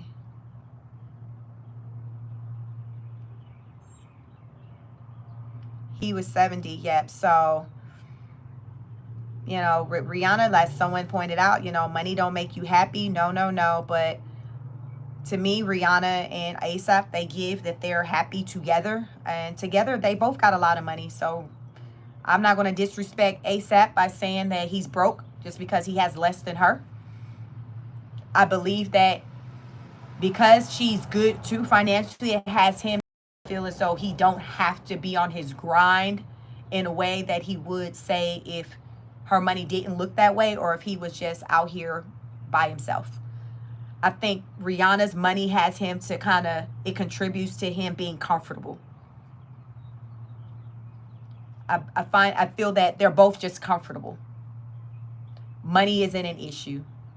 They can just do what they want, build their families, but it's nothing like not having to worry about finances, because so many people are stressed over finances. And I talk about it a lot on my second channel. I have another channel, Chic Speaks on it. So I talk about politics and the things that's going on in the world, in the USA, when it comes to the economy. So if you're interested in my take on that, I spend a lot of time over there. I'm starting to spend more time over here, but I spend a lot of time on my second channel. But I just talk about just the economy and the impacts and how it's affecting people. People are out here struggling, child. So to not worry about have finances as something to worry about, it's a beautiful thing. It's a beautiful thing. I would love to be in a place to where, like, literally any problem you have, you know it ain't got nothing to do with finances because you good. You good. And most people don't feel that way. Most people, like, the root of their struggles is finances. Jose said that's exactly what I mean. She has so much money, but her relationship with her father was broken. Then you have people that are poor, yet they have an amazing relationship with their fathers. Yep. As I say, you can't have it all. Like, I'm a believer, you all. I always say, I don't feel like you can have it all. I don't feel like you can have it all. I feel like there's something in your life that's going to lack. So if you're somebody who's a hard worker, got a successful business, getting to the money, guess what gets impacted by that? Your family life. You can't be at two places at one time. You can't be at the office and traveling or whatever, but also at home helping your partner with the kids, going to recitals, sporting events. You can't do it all. Remember, Cardi B is accusing Offset of coercing Culture, their oldest baby girl, with saying that mommy is never home. Mommy's always gone. Mommy's always working. But Cardi's like, well, yes, because if you're not here helping, I got to pay for this. I got to pay for all these things. Y'all, I ran off of the cost of the things earlier in this live. Be a part of the replay game. Earlier on this live, I talked about the expenses that Cardi has when it comes to their 3 children. This woman pays hundreds of, she pays out a lot of money each month for her children. Just in the month, what she pays out. We probably in the 6 figures when I added up with how much money she pays out a month for her kids. It's a lot. And she says Offset is not helping with that. She's doing that on her own. So as I say, how you can't have it all, something is going to lack. Say your man is always at home up underneath you, but bills aren't getting paid. You're falling short on things. Well, hell, he at home laid up with you. He not outside trying to work and get to it. Which one do you want? You want him at home laid up with you, or you want him outside getting to it? This is what I'm talking about. Like, which one do you want? Because you can't have it all. There's something that's going to lack. Either your partner is going to be away more than what you want them to, or they're going to be at home more than what you want them to. Hopefully, if they're away more than you're wanting them to, they're getting to the money. So therefore, at home is making up for it, or at least it helps because the lights are on, food is on the table, clothes is on everyone's back, a nice roof is over everyone's head. You want to make sure that the sacrifice that is worthwhile. So Cardi's like, yes, I'm out here getting to it. But on the flip side, is to provide this lifestyle for my babies to do what you're not doing. So no, something's gonna fall through the cracks.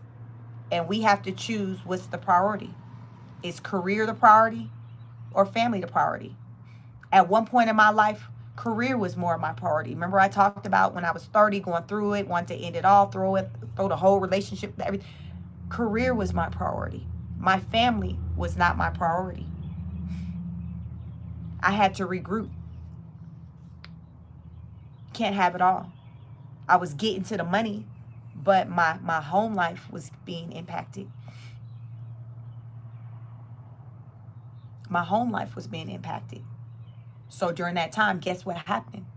Guess who wound up without a job? Guess who was laid off for the second time? Yours truly, me. I mean, and I felt like it happened for a reason, because I'm a believer in the Lord that he wanted to sit me down so I can really evaluate my life and my decisions and really assess what's important. And at that time, I was distracted by things outside of the house. So when I found myself without a job, I was at home with my husband, with my kids full time. And I was able to just put in the work that was needed to keep my family together, to strengthen my family.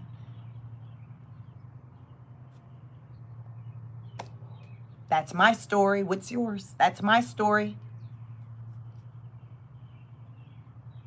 That's my story. So it just comes down to, like, what's most important to you? Is it about the family, or is it about getting to the money? Because something's going to lack. Something's going to fall short. And right now, Cardi's like, listen, I'm getting to the money. So the family situation is falling kind of a little short, but I'm doing the best I can. I'm doing it by myself now. I'm doing it by myself.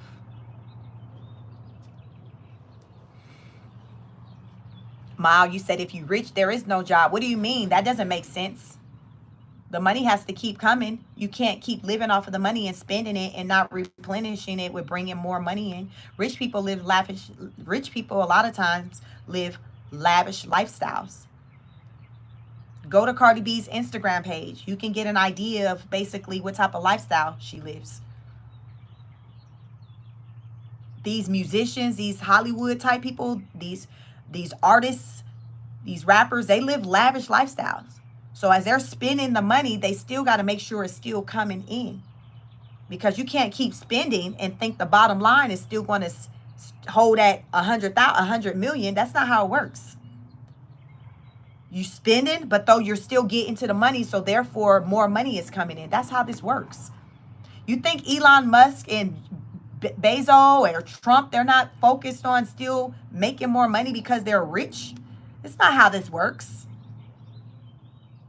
They're more motivated to make money because they know that, like, oh, I want to get to it. I want to keep this money. I want to make more. Rich people always want, people naturally, it's innate. We want more. We want more.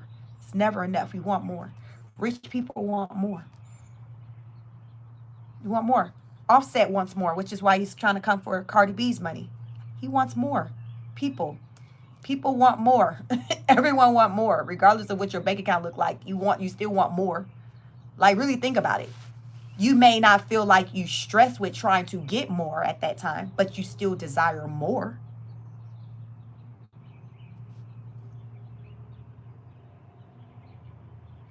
Adventures of Dadman says, Elon is not focused on money. That is why he is rich. He is focused on accomplishments. Here's the thing. It goes hand in hand.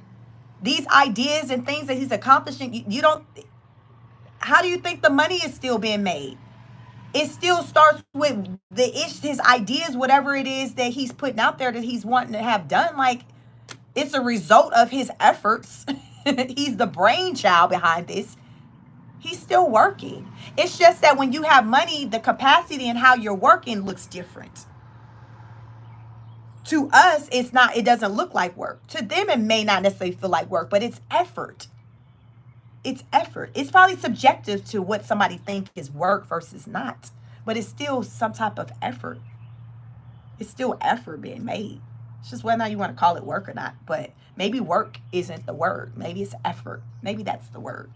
People are still putting effort into their brand, which as a result is making them money. How about that? You like that? The effort, the energy.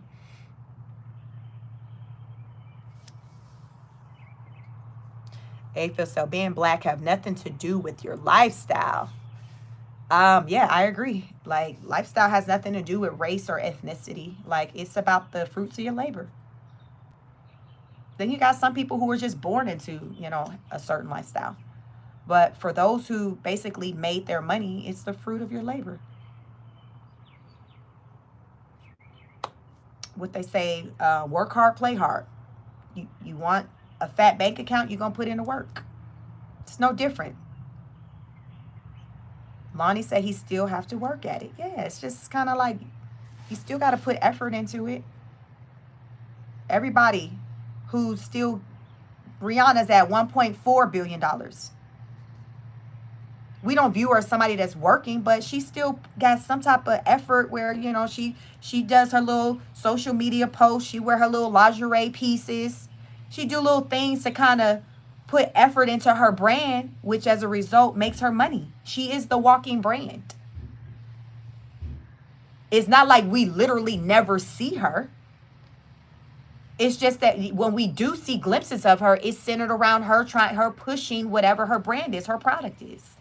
So it's still a form of work, but not so much. You know, it's her effort that she's putting into it. You still work your brand. You still, you know, people still got to know that you still here. Thank you so much, Lonnie. Appreciate you being here. You all double tap the screen, like the video. Molly says she can't live on 50 million. And some of these people lifestyles are so lavish to where no, 50 million is now no longer enough because they're the way that what they're accustomed to spending and things, they're like, no, it's not enough because this bill alone is 20,000 every month, and I got this, I got that. Because the more money you make, the more you spend, right? Have you ever heard that saying? The more you make, the more you spend. I know I find that to be true in my life. The more money I make, the more I spend. So it's almost like you don't really feel it. I think how I feel it is more so probably with the quality of lifestyle I have. So the more money I make, the better quality of lifestyle I have. But it's more so in things versus like money. It's just, oh, my house is nicer. My car is nicer. But just accessing money in the bank account and things like that, it's just, and money just sitting there. It's not like it's just more money just sitting there. It's more money going out because now you're spending more money on things that you maybe wouldn't have spent that much money on. Now you're able to spend more money on that one thing. You normally wouldn't have maybe paid $50,000 for a vehicle. You would have paid maybe $35,000. But now you're getting to the money. So now you like, man, I'm about to buy this $70,000 vehicle. You see? So you get into the money more, but your bank account is not more money sitting in the bank account because now it's just more money being put onto things. So the more money we make, the more we spend. It's just the way it is. The more money we make, the more we spend.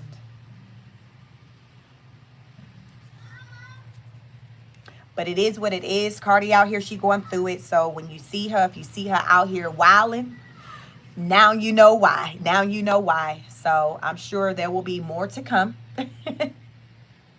And I will certainly come back to report on it. You all make sure you like, share, and subscribe to the channel so you know when I go live. I am not on any type of schedule. So, child, when I hit the button, I hit the button. It is what it is. But what I am known for doing a lot on my channel is walk and talk. So I'll go walk in my community or whatever, and I'll talk my talk about whatever it may be. So make sure you follow me over here on this channel. You can follow me also on my second channel, Chic Speaks on It, if you're interested in what I have to say centered around just the politics, the political climate, the economy, all of that. I got lots to say about that, so you can follow me over there to see what I got to say about that, because I always have something to say. Thank you so much, Mr. Rolo. Thank you so much. So thank you all for tapping in. Double tap the screen, like the video.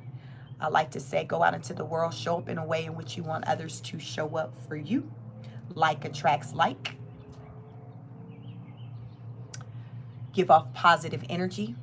take care of yourselves and one another. Heavy on the taking care of yourself, because so often we out here take care of everybody else and neglecting ourselves. It happens far too often where we're not pouring enough into ourselves, and we need to pour into ourselves more than what we are. Take care of your mental health. Take care of your mental health. Go for a walk, go for a jog, ride a bike, go swimming. Figure out what it is, what's healthy, what's something healthy that you can do to show love to yourself. Pour into yourself, because if you're not good, guess what? Those who are dependent upon you are not going to be good. It's kind of like on the airplane. When the mask drop, they say, put your mask on first, and then you help your fellow neighbors, you help your children, whoever else. But you have to take care of you first. Take care of home. Whenever I say take care of home, this is home. You, mind, body, and soul. Mental health. When this breaks down, guess what? The body breaks down. Make sure you have your mental health is intact. I hope Cardi is breathing, exhaling, counting to 10, because right now her mental health is being challenged, but she's going through a breakup, a divorce, so it happens. Like I said, she's not the first. She's not going to be the last, but it happens. So, again, take care of yourselves, one another. Like the video on your way out. Happy Sunday. Happy Sunday. I hope you all have a wonderful rest of the week. And I will catch you all on the next broadcast. Peace.